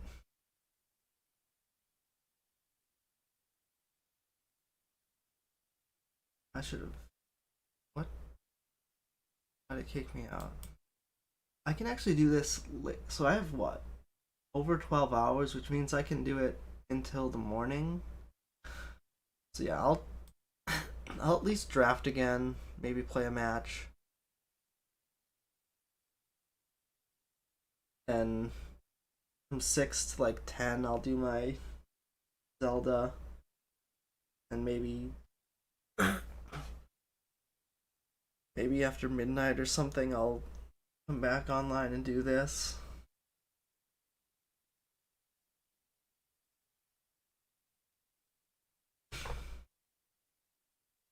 Oh, it's also not super important to me that I make day 2. Like, I have been enjoying this draft format. I haven't been like studying it. I don't feel super confident in all the decks. Like, I've been doing a little bit some days, not a lot every day like I usually try to do.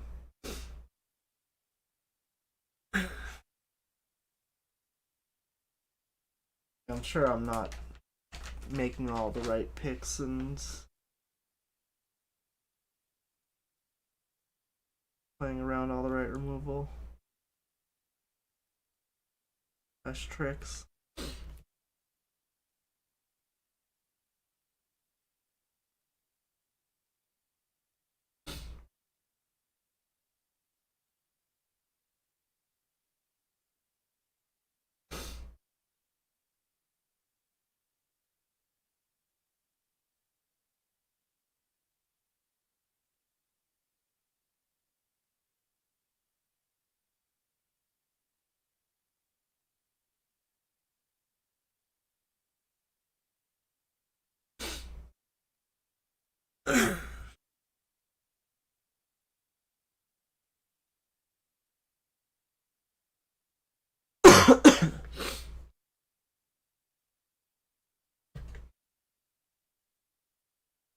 Hullbreaker Horror. That card has to be bomb, right? There isn't a way that it's not. I mean, 7 mana is a lot, but you certainly can get to 7 mana in this format. I liked Art School, but usually just draws a card when it dies, or looks at a card when it dies. It is a lightning rod, so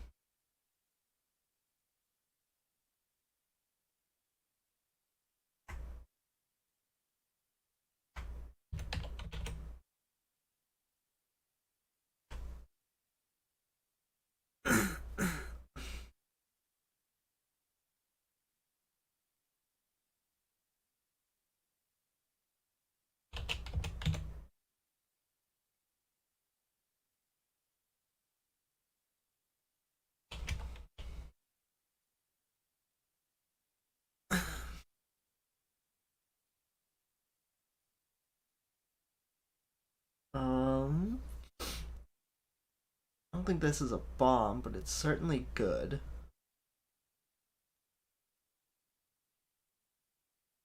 Why does Skullscab have a backside? Okay, I must.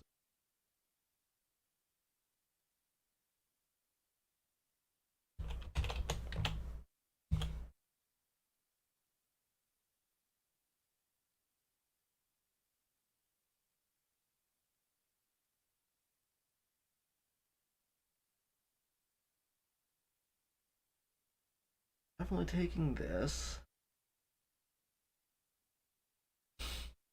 Like in our colors, strongest card. Ooh. Ruth is less good when you have a 7-drop in your deck, because if you uh, flip it and can't cast it, it's gone forever. But I think this card is good.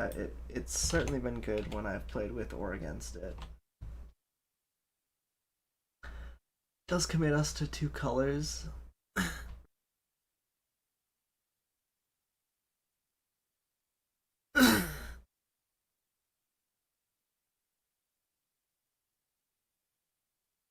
But I think that's fine.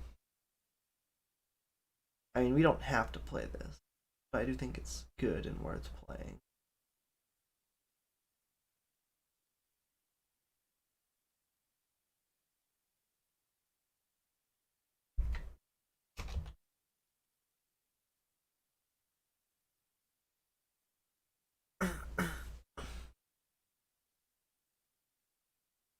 I like Siphon Essence.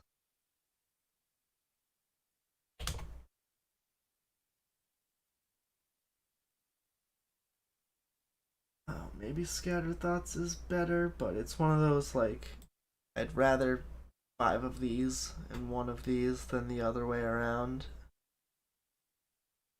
So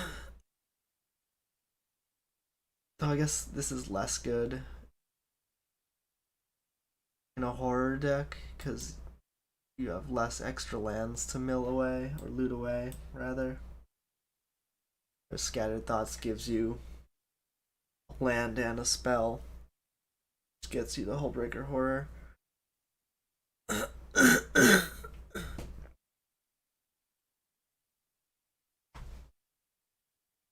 Looks like green and white are open.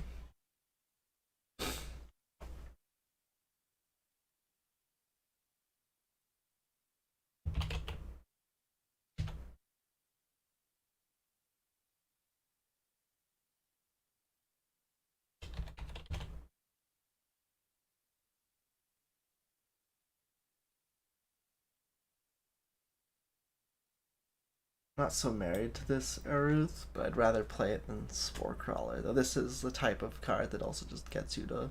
And the green ramp also gets you here. Maybe we take an heirloom just to ramp. I think Cruel Witness is a bit too good. Good to pass here. Just like more 3-power flyers.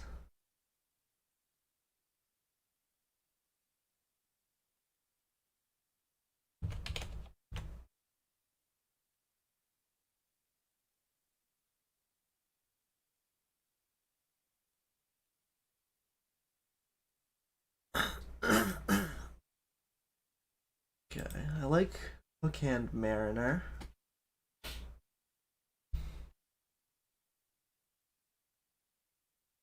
Just another chunker. Oh, Honeymoon Curse has been fine, but has consistently overperformed.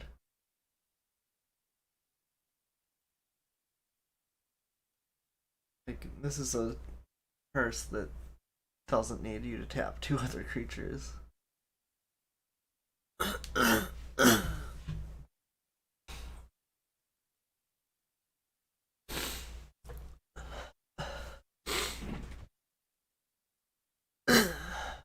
um, kind of a clunker, but actually,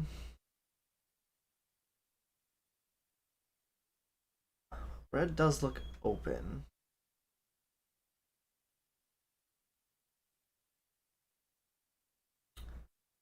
I don't really want to play. Like, I will play the Prisoner. I don't think I'm playing the Ridge Wolf deck very happily.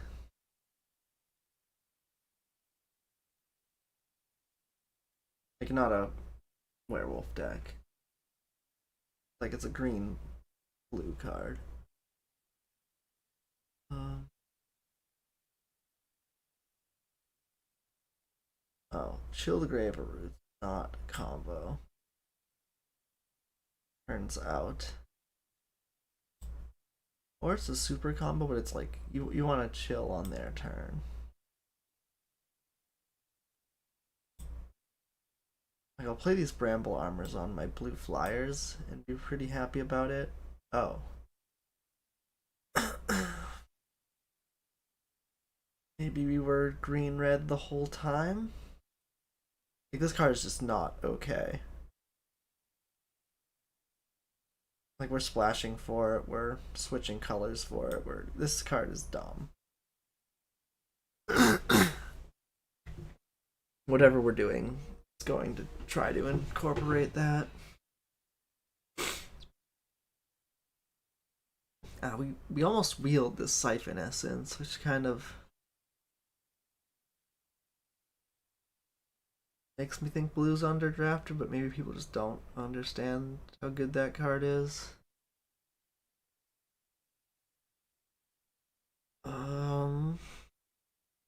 Got a couple humans. We could make it a point to get more, but this is probably just a 3/3. I mean, 3 mana 3/3 is good.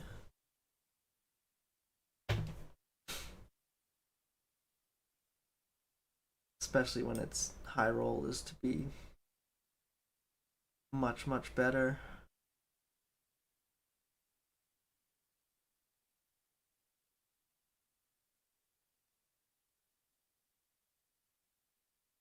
Okay. Scorpion.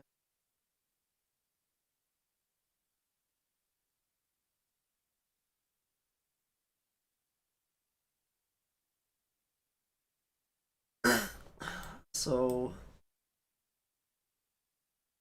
now I'm thinking about Hookhand versus Siphon Essence.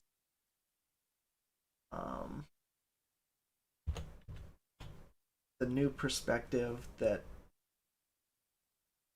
maybe we just want to be green red.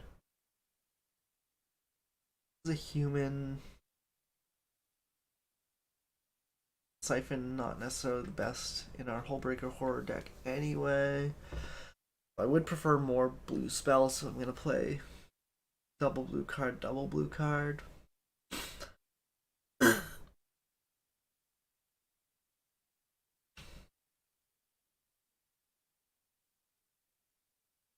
Statuette is like a red card. We can get a couple blood and blue or whatever, but no. Cards was bonkers when we played it, but way too late to switch into it now.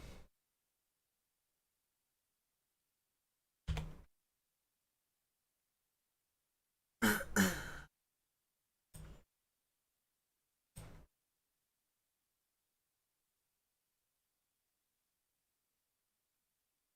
do like the millipede. I don't know if we're necessarily gonna get there. Battle of the Pack is really good. Maybe we are just blue-red. I mean, green-red. Like, I want to take one of these cards to help me splash. Taking splash cards also. These. A lot of 1/1 counters. Mulch actually helps you splash. And grows your millipedes.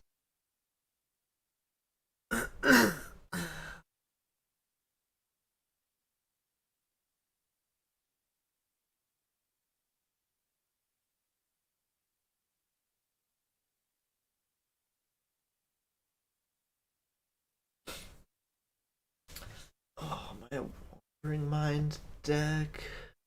Not really. I take the Ridge Wolf and maybe hedge to straight blue green. Red green. Birds are sideboard. Playing 3 millipede. I mean, the card is good. It's like the largest thing in the world for 5 mana, but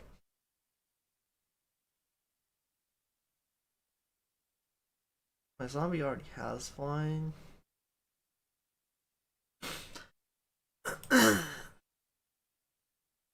I just take more Childs of the Pack.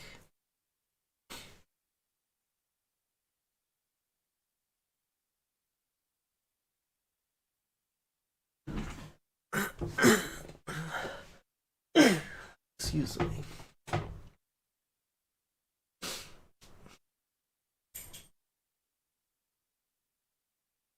Drolf doesn't do much. No, it does kind of.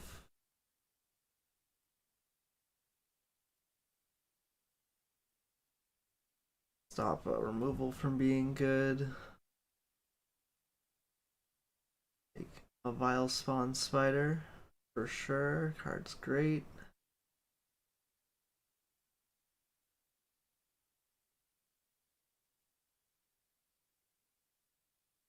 Thinking we need this second mulch.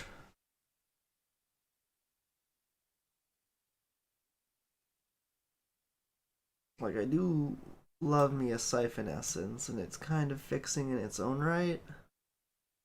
Mulch powers up the spiders, the millipedes, scabs. Good with horror. Mulch will wheel. We thought Siphon Essence last time, and it didn't.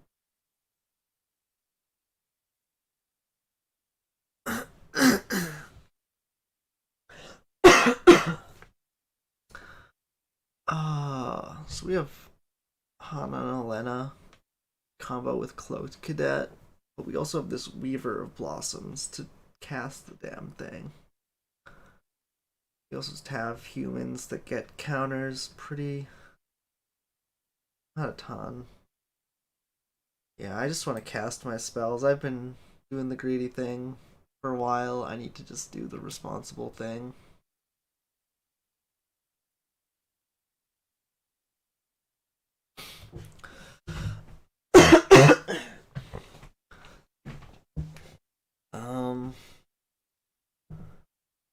Howling Moon. Got a werewolf, werewolves. Got lots of werewolves. I think another, I just have to be responsible and take fixing. We have a ton of power.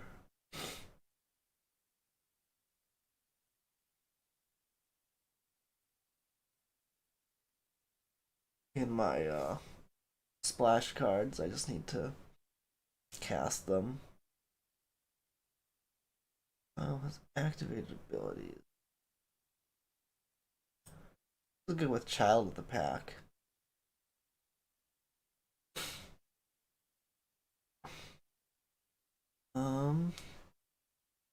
I want a 2-drop that's not really good in my deck, but gives me some semblance of a curve.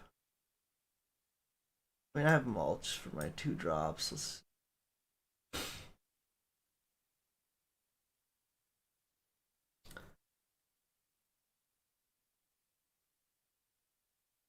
Dormant Grove's another one of these powerful cards that kind of dilutes our creature counts for Millipede. It isn't really what we need. Alright, now that I have 2 fixers, can I afford to take 2-drop?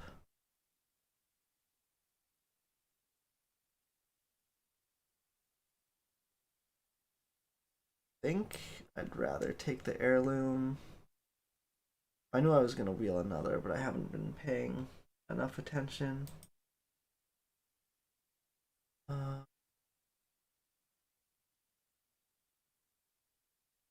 I'll take this and not play it.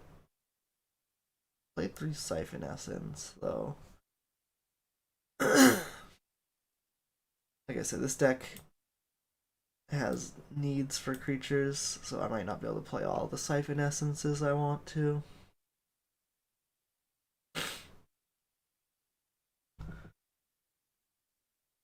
What is this zombie? How many activated abilities do we have? Just the 2 Children of Night? Children of the Pack, rather.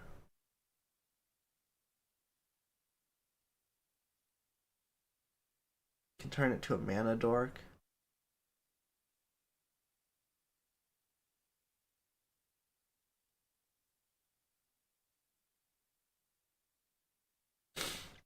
Yeah, that's not great. Does exile their stuff and grows. Maybe it's a sideboard card.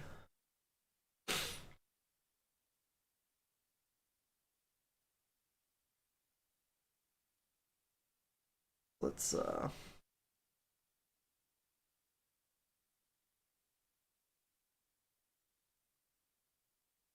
let's lag out for a bit. 21 creature.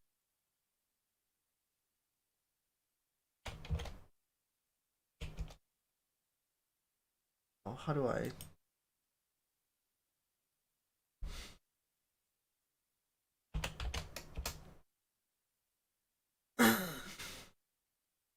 Okay, well, this should have been separated. This also should have. What the fuck? Have to be. Okay, that's weird.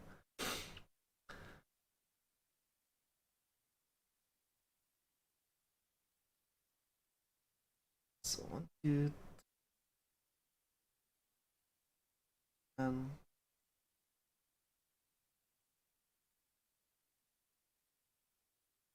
21 creatures.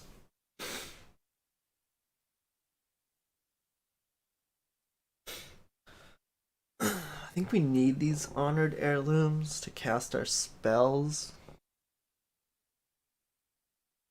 But we're gonna have a ton of mana in the deck if we do that. Maybe these mulches are just where it's at.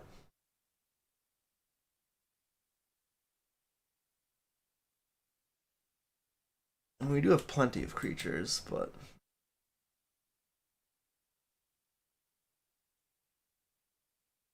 fruits kind of assay, though it is another human.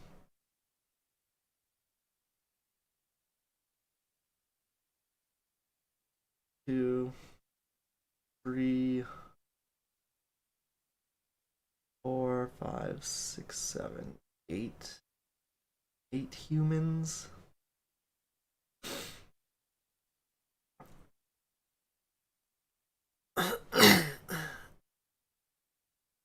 I doubt Hamlet Vanguard is going to be good. I think it'll be fine, but I think we can do better. I'm kind of considering cutting a land because we have 2 mulches. But, like, when you start cutting lands, mulch gets worse.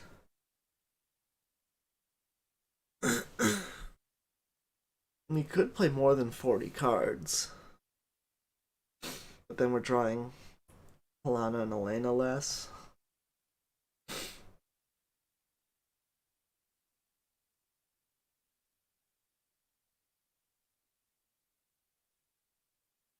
I think we're gonna need to draw a red because we have 4 red cards we want to play. Though maybe,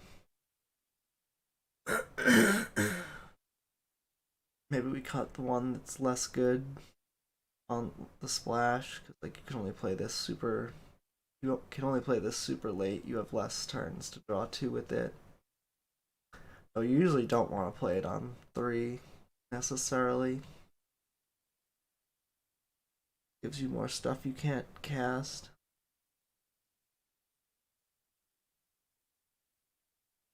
I think the deck's too mana hungry to play the patchwork.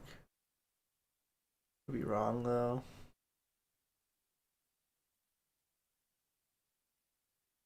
You have a third in the sideboard if you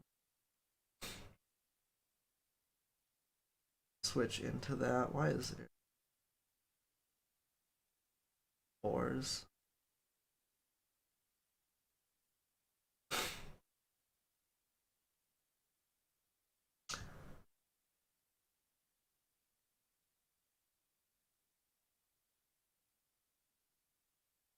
Maybe we don't need Dormant Grove.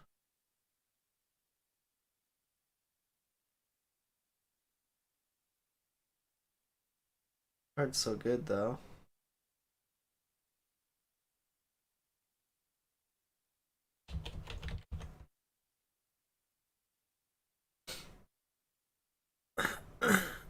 But like when we get a creature into play, I think we're gonna be doing fine anyway.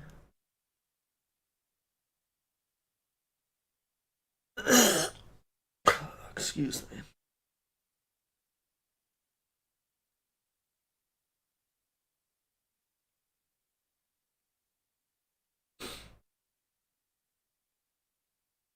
Also, all of our blue cards are double blue. Kind of. Either funny or annoying.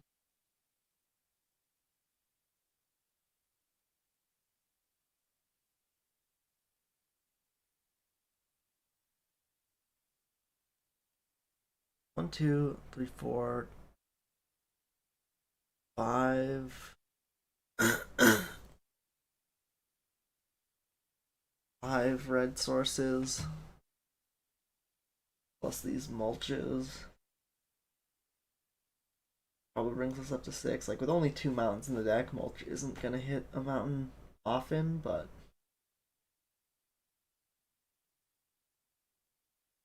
like if we draw a mountain, we don't need to hit a mountain. Haven't drawn a mountain. 2 of like 30 mountains in our deck, which means milling 4 is either gonna hit one or get closer to one.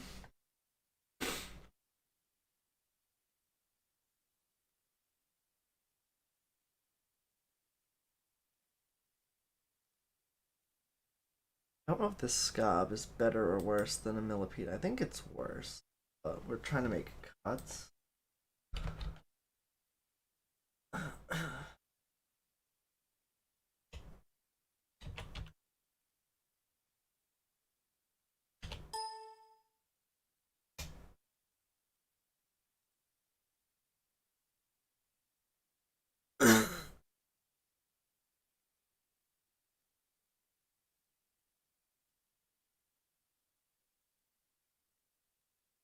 3, 4, 5, 6, 7, 8, 9, 10, 11, 13,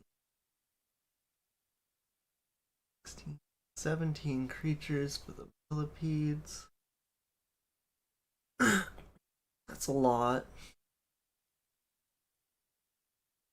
Plus we've got mulches to power them up. Our creatures kind of band blocks anyway. Now this is kind of just a random creature.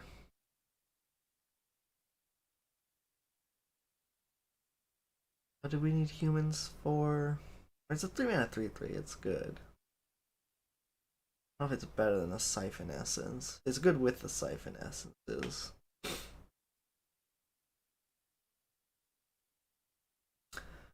I guess Siphon Essence is less good with Uruth.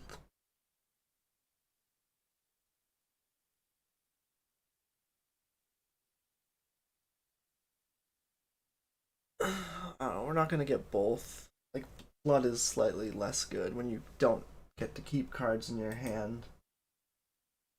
And drawing 2 costs a mana, and you have to spend them immediately. You're already doing that.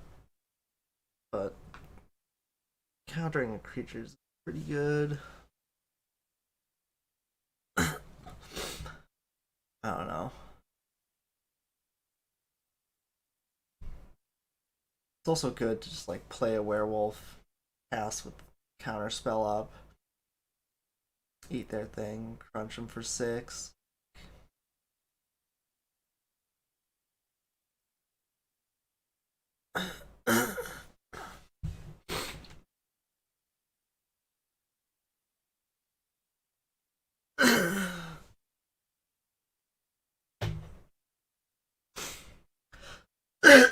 Excuse me.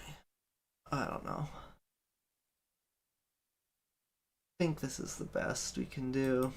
We'll definitely be sideboarding a lot with this deck.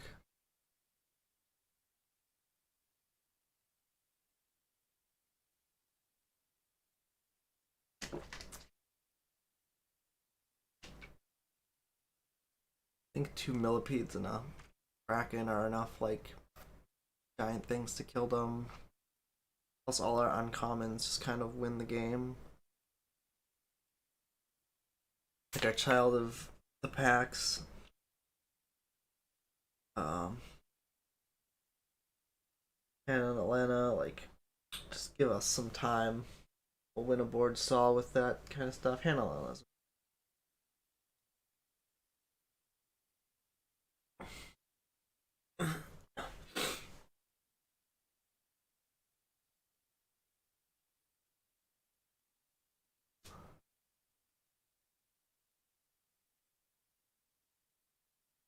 okay. Have our red mana, but we've got a good curve of 2, 3.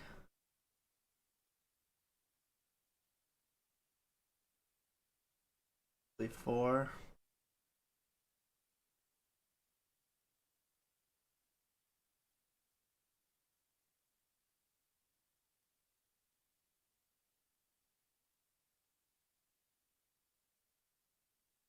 Much kills this on 2. It's like a braid.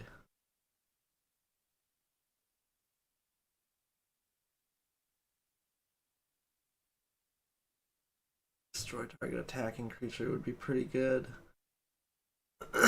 Milled our red source.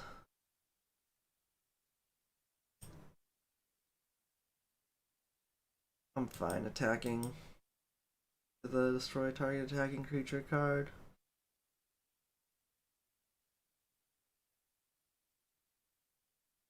To play my.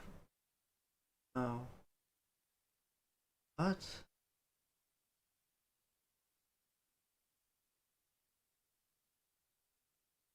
Wasn't even good. I guess it slows it down. Now we get to just resolve our child potentially. I could certainly see playing a spider holding up Siphon Essence.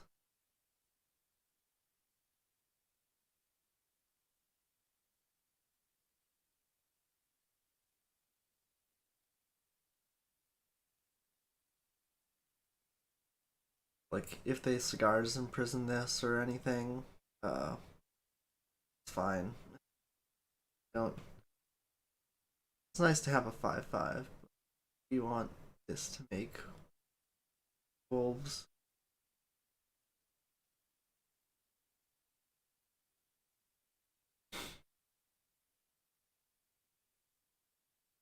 Like, now we get to play a spider, make wolf.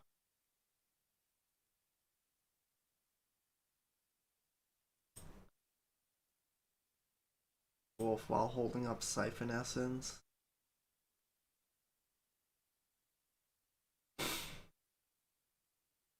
Definitely not attacking into that card now. Or attacking creature. Plus, we just get to like triple block this.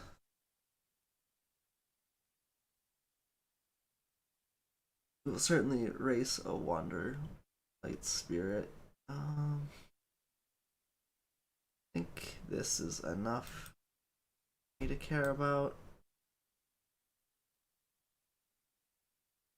I love 3/2/2s. I also enjoy countering 3/3 flyers and drawing a card.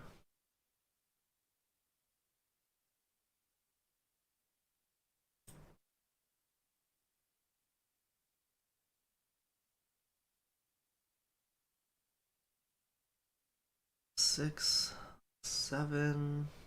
Play the Mariner, Mulch, and make a wolf.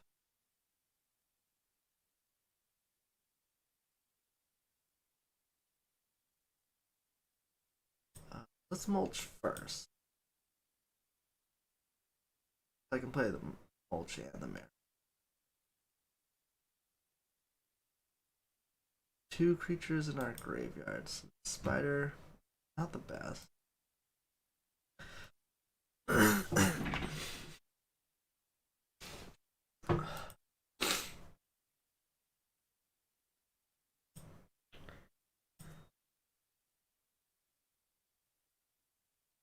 think we get in.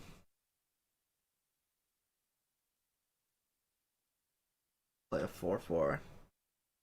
They miss a spell to flip, get a ton of power.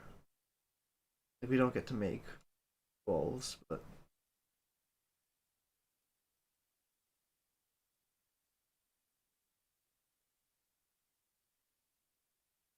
just killing them is better. They could have +2/+2 and indestructible here, but so okay with that.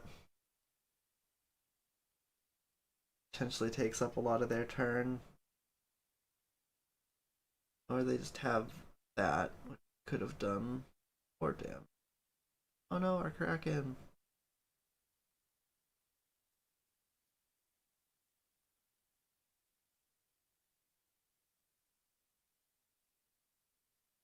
Make a wolf.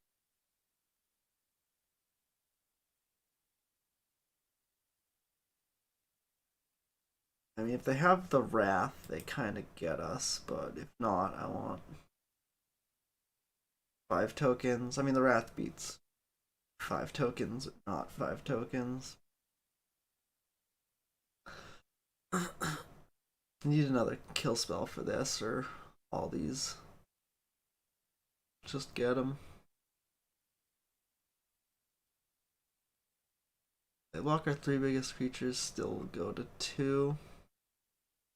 Guess that ain't bad for them, but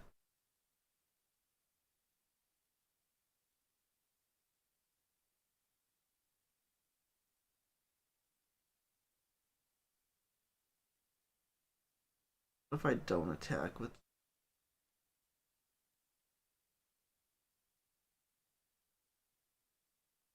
Oh, they can't even block the flyer. Die. Block, take 13.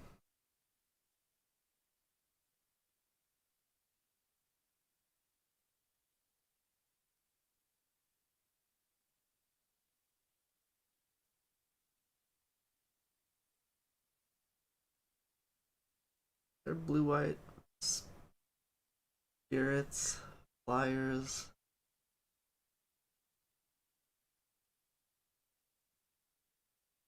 No, nothing super synergistic or powerful.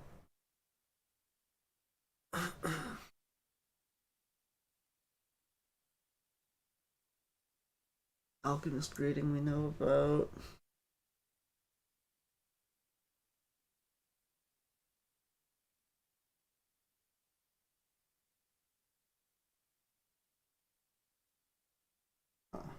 I just lower my bit rate. I don't know if I can. Let me stream.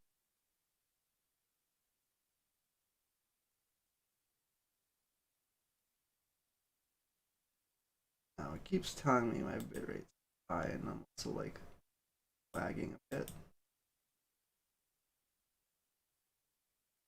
Maybe this will help. I don't think we saw much that died to festivities. I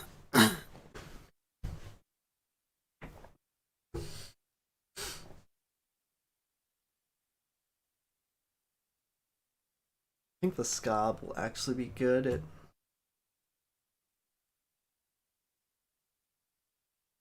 at stabilizing against them, so I'm gonna bring it in.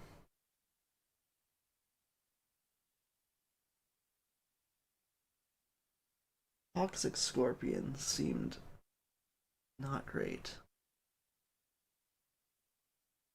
I think Witch's Web will be good, but I think that's a way to get blown out by Alchemist Reading is Witch's Web, so.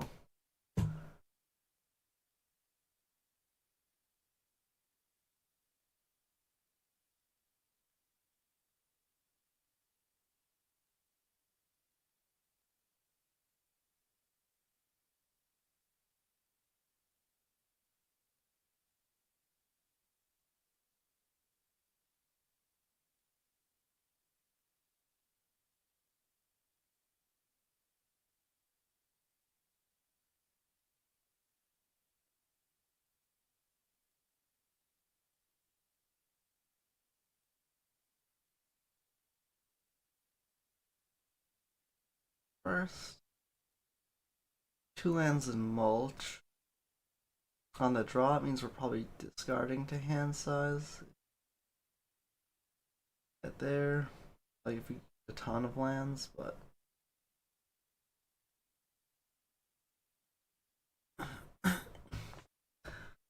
certainly don't mind it. We hit 1 land, we can cast our 3-drop.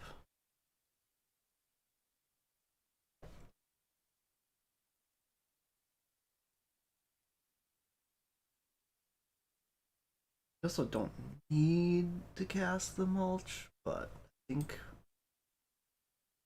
with all these 4s, I want to. I'll rip all my expensive spells. But I think just the power of the cards in our hand makes Spirit.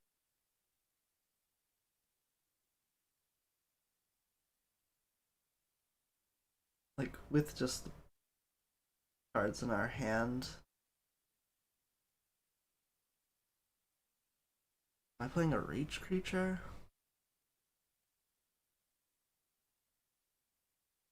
Or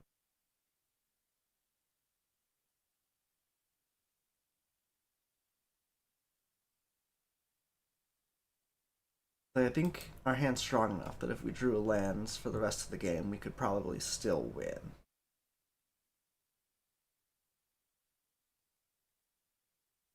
So I don't want to just like sit here, draw, play my 3-drop on turn 4, mulch, and then not play a 4-drop, even though we hit lands. Like, I want to be able to cast my 4s on 4. I have 3 of them.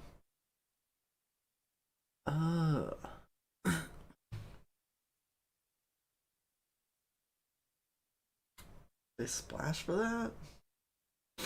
Like, if we hit 2 lands with mulch, their card does nothing. I'm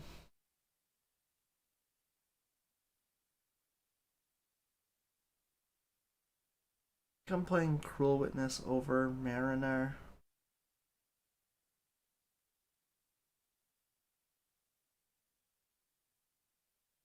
Good as Spider is, I play 4-drops and 5-drops.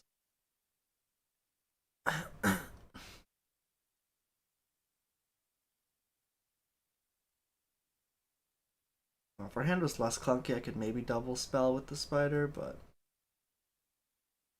hand is clunky. Maybe this Child of the Pack was the right discard, but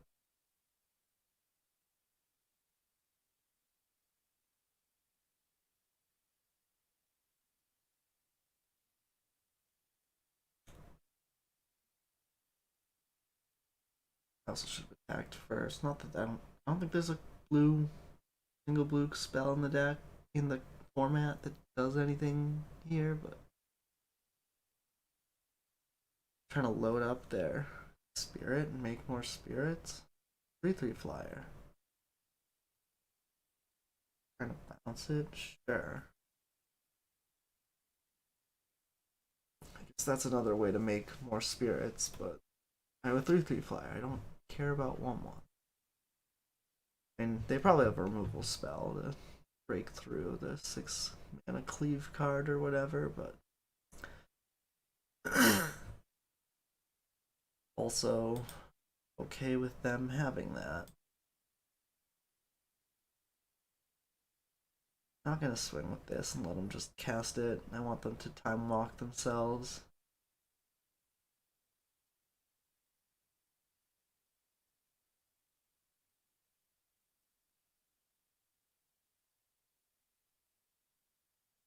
Could surveil, set up child, or just play Lapede. Definitely coming. If I draw a land, I can heirloom into child next turn. I think I just go with this.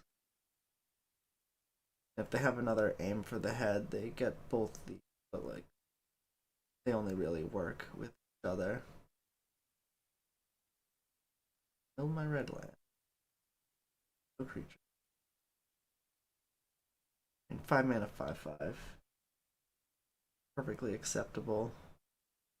I wouldn't have kept any of those cards on top with Cruel Witness anyway, so it's all good. I can also heirloom exile their Homer if they like kill this attack spirits and like unblock with this, trying to make more flyers or whatever. If it somehow comes to it, I can use this ability. Interesting. Did have answer cheaper one than I'm thinking of.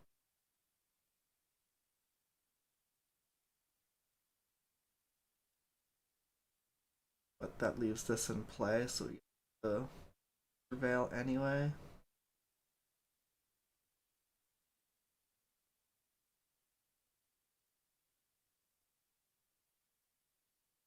Right, they're gonna have time to use all this.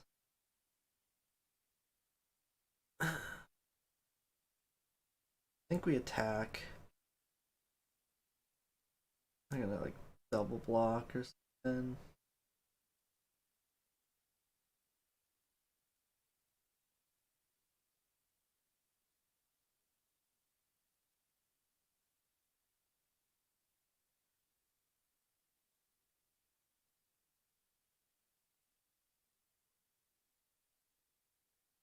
I think I only need one of those.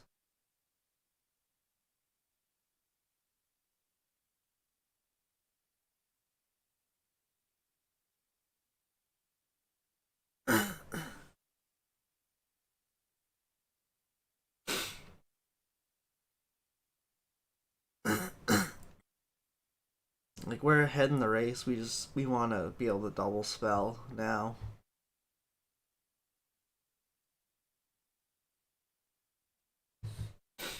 Not play a child of the pack and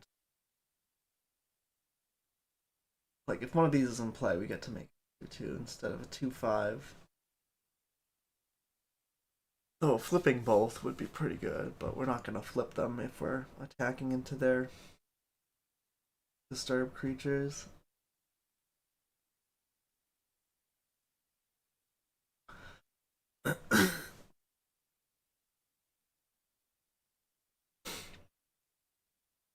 Like they will race effectively with a bunch of 1/1 flyers, but I think just us being ahead with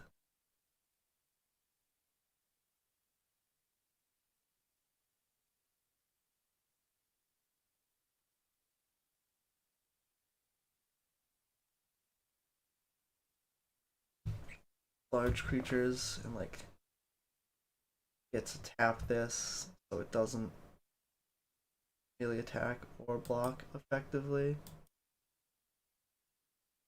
Like they want to chump block with this or trade with Spore Crawler or something. And then disturb. I guess if they just like have this in play and start loading it up, it's bad for us, but they can just disturb and then start loading up that other thing, so like that doesn't really much. I want to play this Child of the Pack, not exile this. Like next turn we can tap the random creature and threaten to exile, but I guess this exposes us the Wrath again. But if they Wrath, there's not gonna be able to play a creature and disturb onto it, so we still get to pick up some free value that way.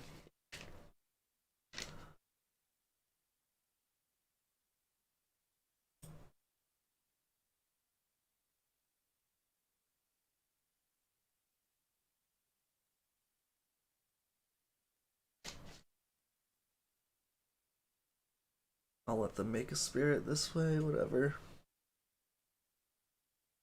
Alright, they did have the Wrath, which is glad I blocked.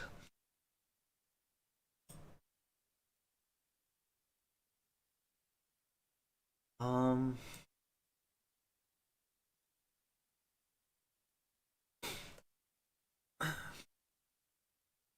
Save this. They have a card that targets. I wasn't expecting this Wrath, but that's another reason. Splash black. Oh, now I wish I had a second Child of the Pack. Or a whole breaker horror. But we do have another Millipede in our deck.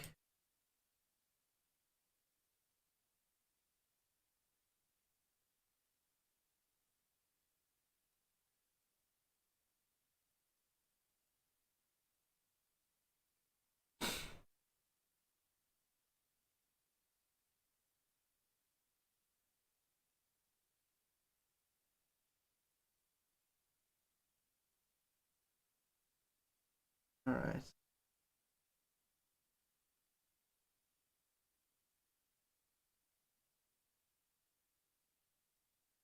Not the best pickup, but probably keeps their ground creature from attacking, and if it doesn't, it's also okay. Probably trade.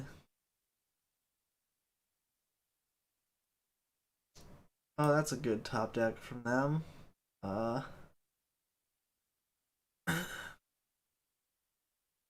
They get to attack with both and draw a card. Block, and they're still gonna get the creature.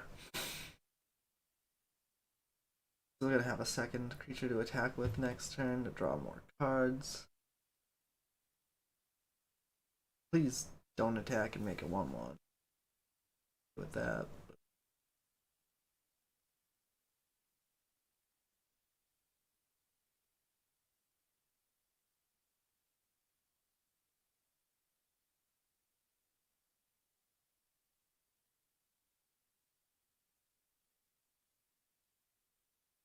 I guess I could have like drawn past and flipped that.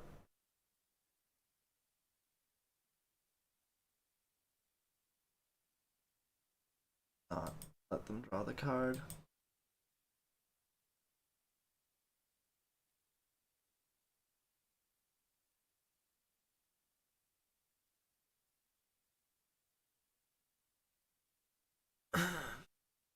Alright. That's almost a good draw here. Like, it lets us turn it. Yeah, that would have been the perfect draw if we kept our thing around, because we got to flip, counter their next creature. Draw.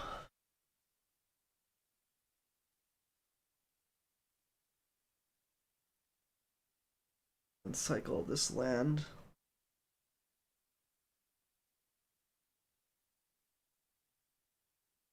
Imagine if we just had a 3/4 here. Think we have any answers to this?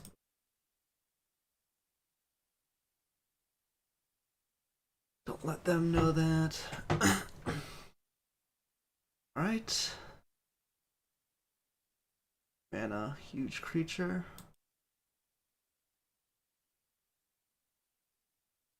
Probably just gonna die to this flyer, but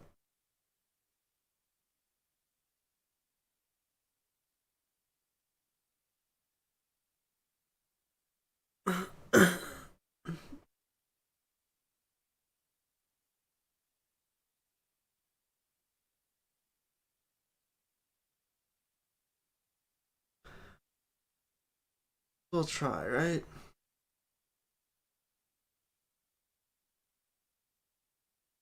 Anna and Elena would have been great. Block there. Fire. Well, at least they don't have a ton of extra bodies. They did draw a bunch of cards, but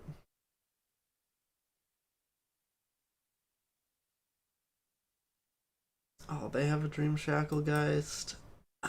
Gross. Okay. Well, this is like one of the best rares in the set. This card's pretty good. When they draw their rares, the deck's a lot better.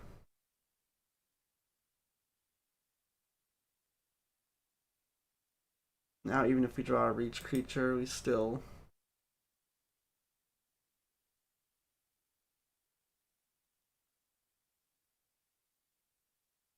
playing a Serpentine Ambush. Can't say I agree with that, but it does kill us.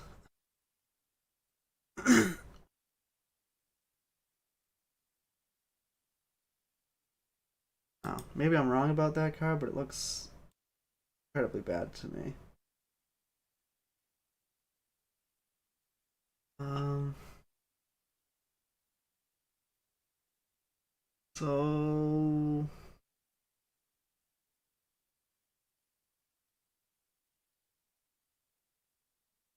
Patchwork Crawler gets their cards.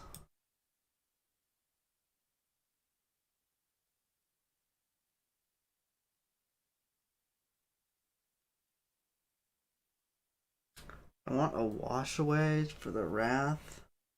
I mean, it's a bad one to draw post Wrath, usually.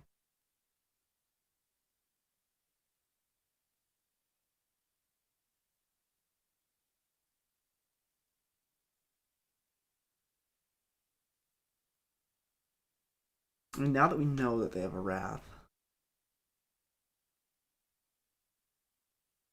kind of play around it.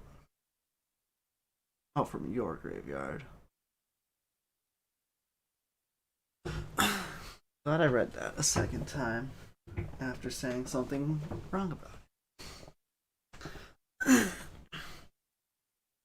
Now, just knowing that they have a Wrath means we're gonna hold up Wash Away mana more often anyway.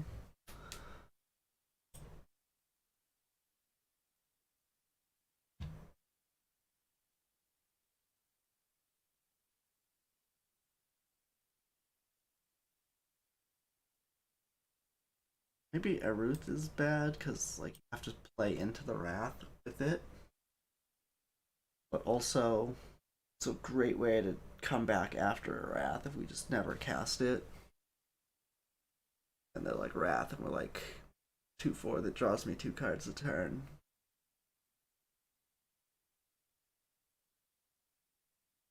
Maybe being paired like this.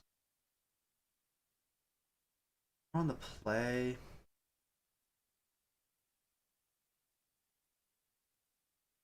I don't know. Just makes our mana a little easier, I think.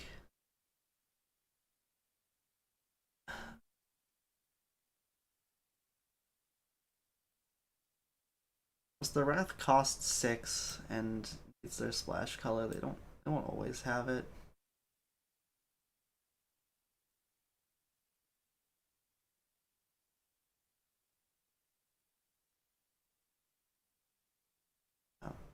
Considering all these people in the stands show up like randomly and not all at once, it makes me think they're all separate game objects. Seems incredibly inefficient. Like this should be a texture, something like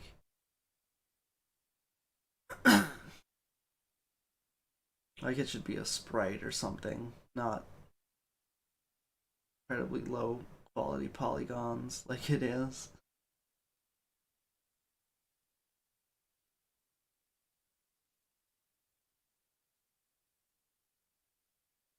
You're not gonna let them. No, we have our splash color though. If they aim for the head, I guess it could go poorly for us. But we have 5 power in play if they want to aim for the head. I'll allow it. I guess they could have pump spell and we'd have force.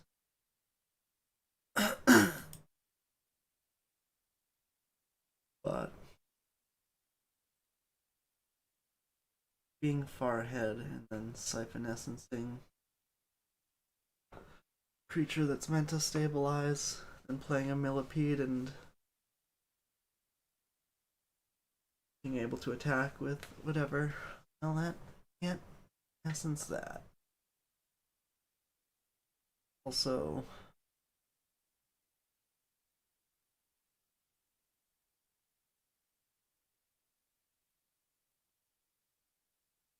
don't care a ton about it.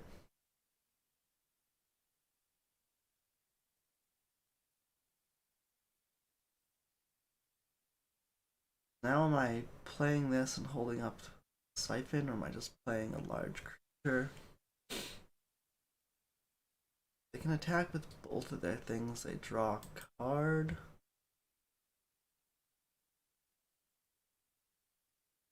I think I just wanna threaten lethal. Kind of boned if they have the Wrath next turn. Let's get to like not attack. Make a 1/1 block, stay alive. Then they've got cards and we've got mana.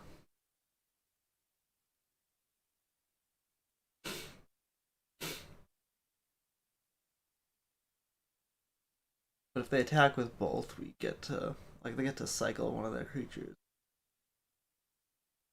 Block and then attack back. I don't think they can attack with both.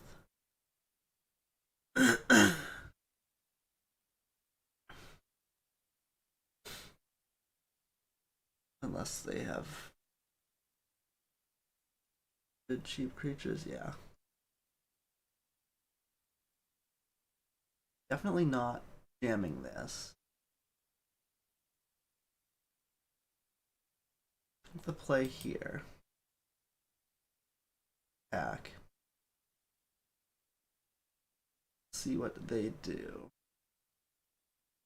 They triple block this, they're just dying, so they need kill spell. If they chump all, it suggests to me that they have the Wrath.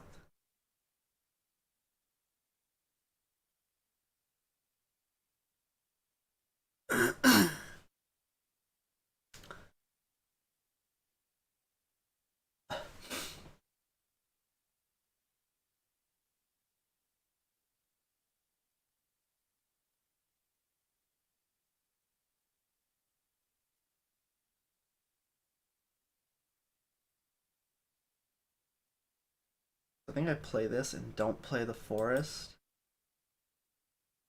Like we could draw a land, go child, make a wolf. Played this turn, 8 mana, but I don't want to get if they aim for the head instead of the Wrath. I want to. I guess if they do that, they're probably just dead. So I probably shouldn't have played around it.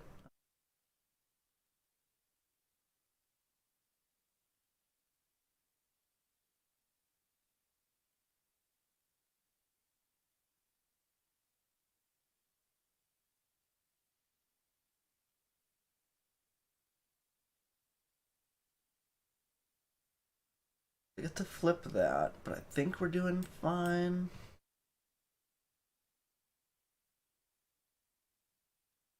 Play, yes, with Siphon Essence up still.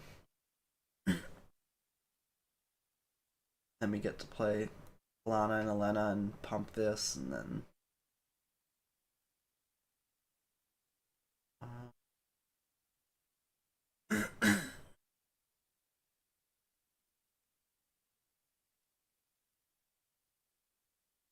or you can. It's annoying that they get to make 2/2 flyers, but I think it's acceptable. Whereas there's other creatures they could play that would be unacceptable. And if we got rid of this, then we'd be losing our Lana and Elena. I think this is way better.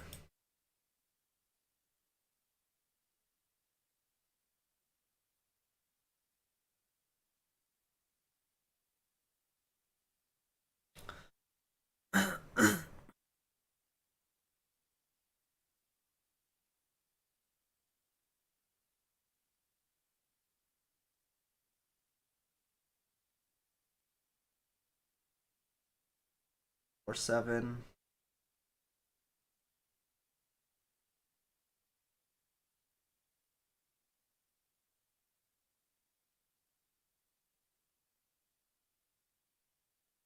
I can exile the Comer. If I played land first, they would know I'd be able to make the wolf, so I don't want them to know that. Like, it looks like it's very convenient to exile their Comer, but I don't actually want to do it. So we successfully played around Wrath and Mind Rot this game by holding that land in our hand.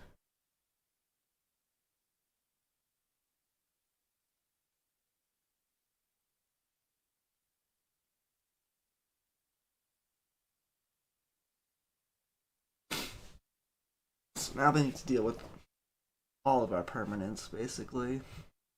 We're gonna make a wolf, which is gonna give this something to put counters on.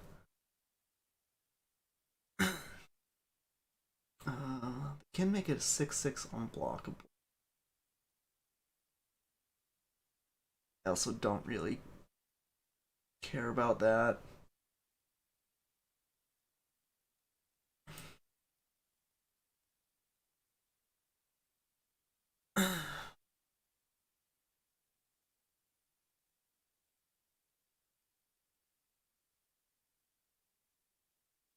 I'll have 9 toughness. I pump it with Elena.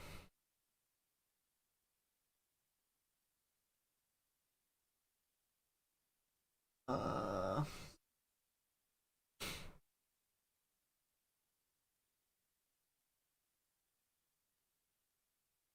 think I just chill.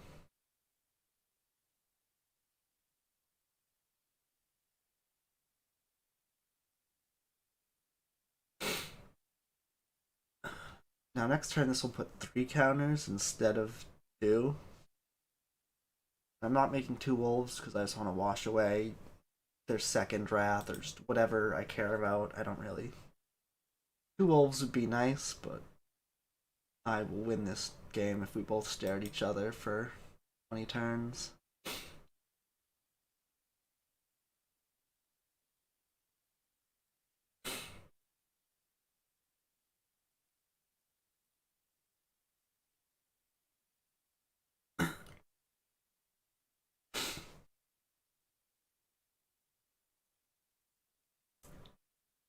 Like, I'm just attacking with this 6/6 wolf.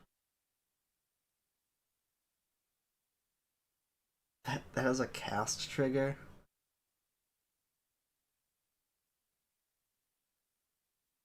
Lots of cast triggers. They're not tapping my reach creature. Oh, I don't mind that thing getting +1/+2, I don't think.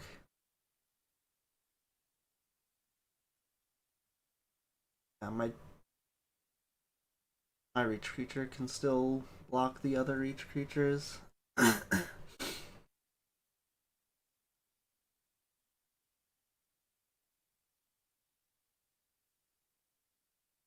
There's struggling.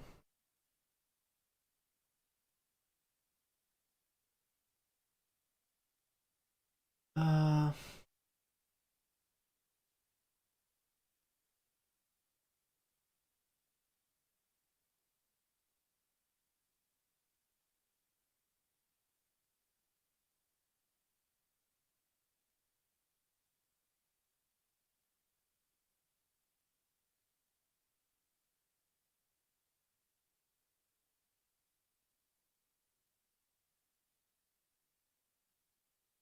I think I just play my werewolf.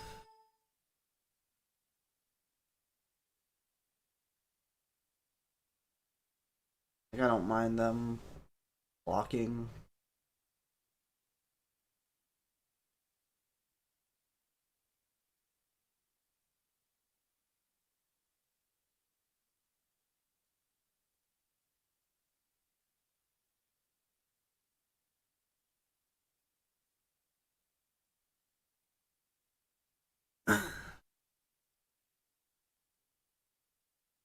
Come on, computer, make it. Need to deal lethal damage.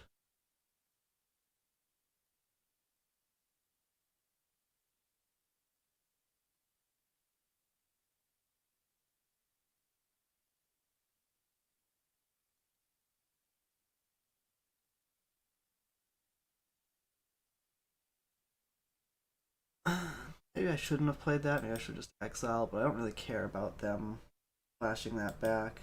There's a 4/4 that becomes a 7/7 is actually a threat.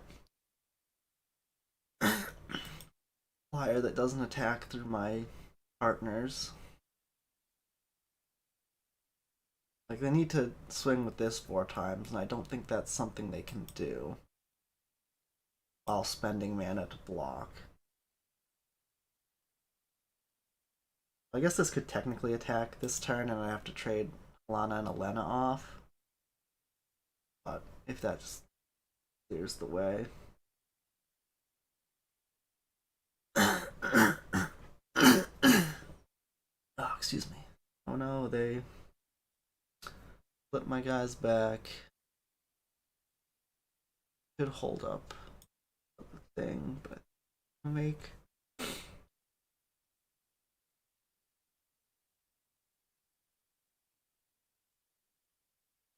another wolf.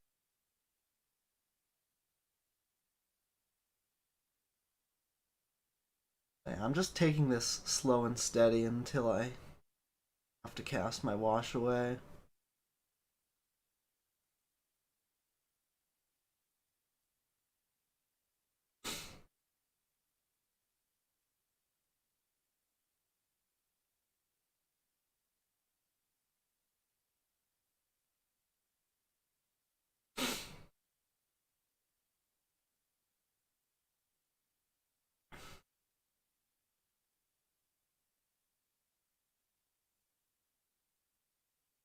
Or my life total starts getting low, maybe I'll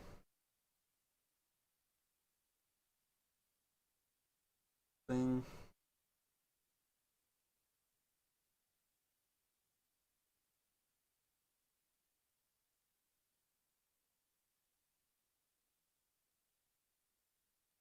I guess I was the one who gave them all their exiled cards, but also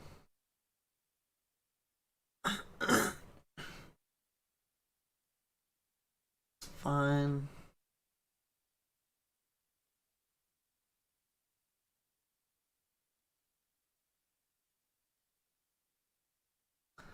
They're doing a good job staying alive, but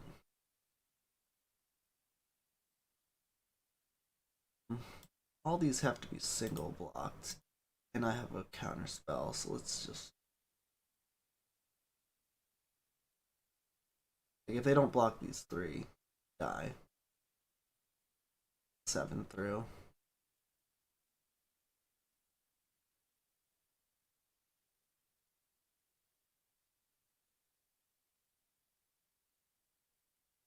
Now that they're just dead, kill them.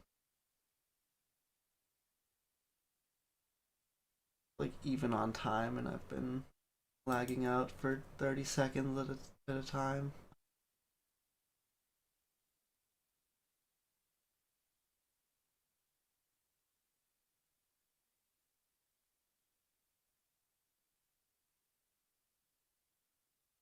I guess they could have like a series of targets for this that let them like eat something and draw cards, and then I have to counter the last thing.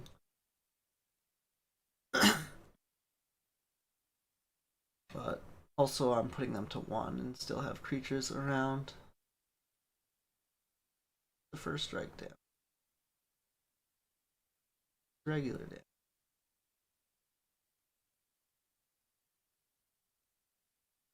Oh, I have trample, so they're dead. Nice.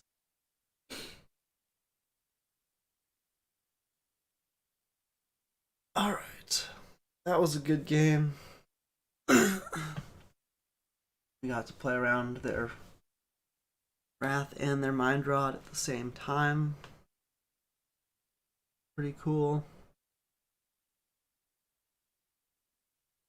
Game 1, they didn't have those cards, so we got them. Game 2, we didn't know they had those cards, so they got us. Game 3, they had them and we knew about them, and we played around them and won. So I will finish this in probably in 7 hours, because I have to, every Saturday at 6 I do a Zelda race, Zelda Ocarina of Time, and this week it's qualifiers for a tournament, so can't really skip it. I've got the time, so I'm going to do that.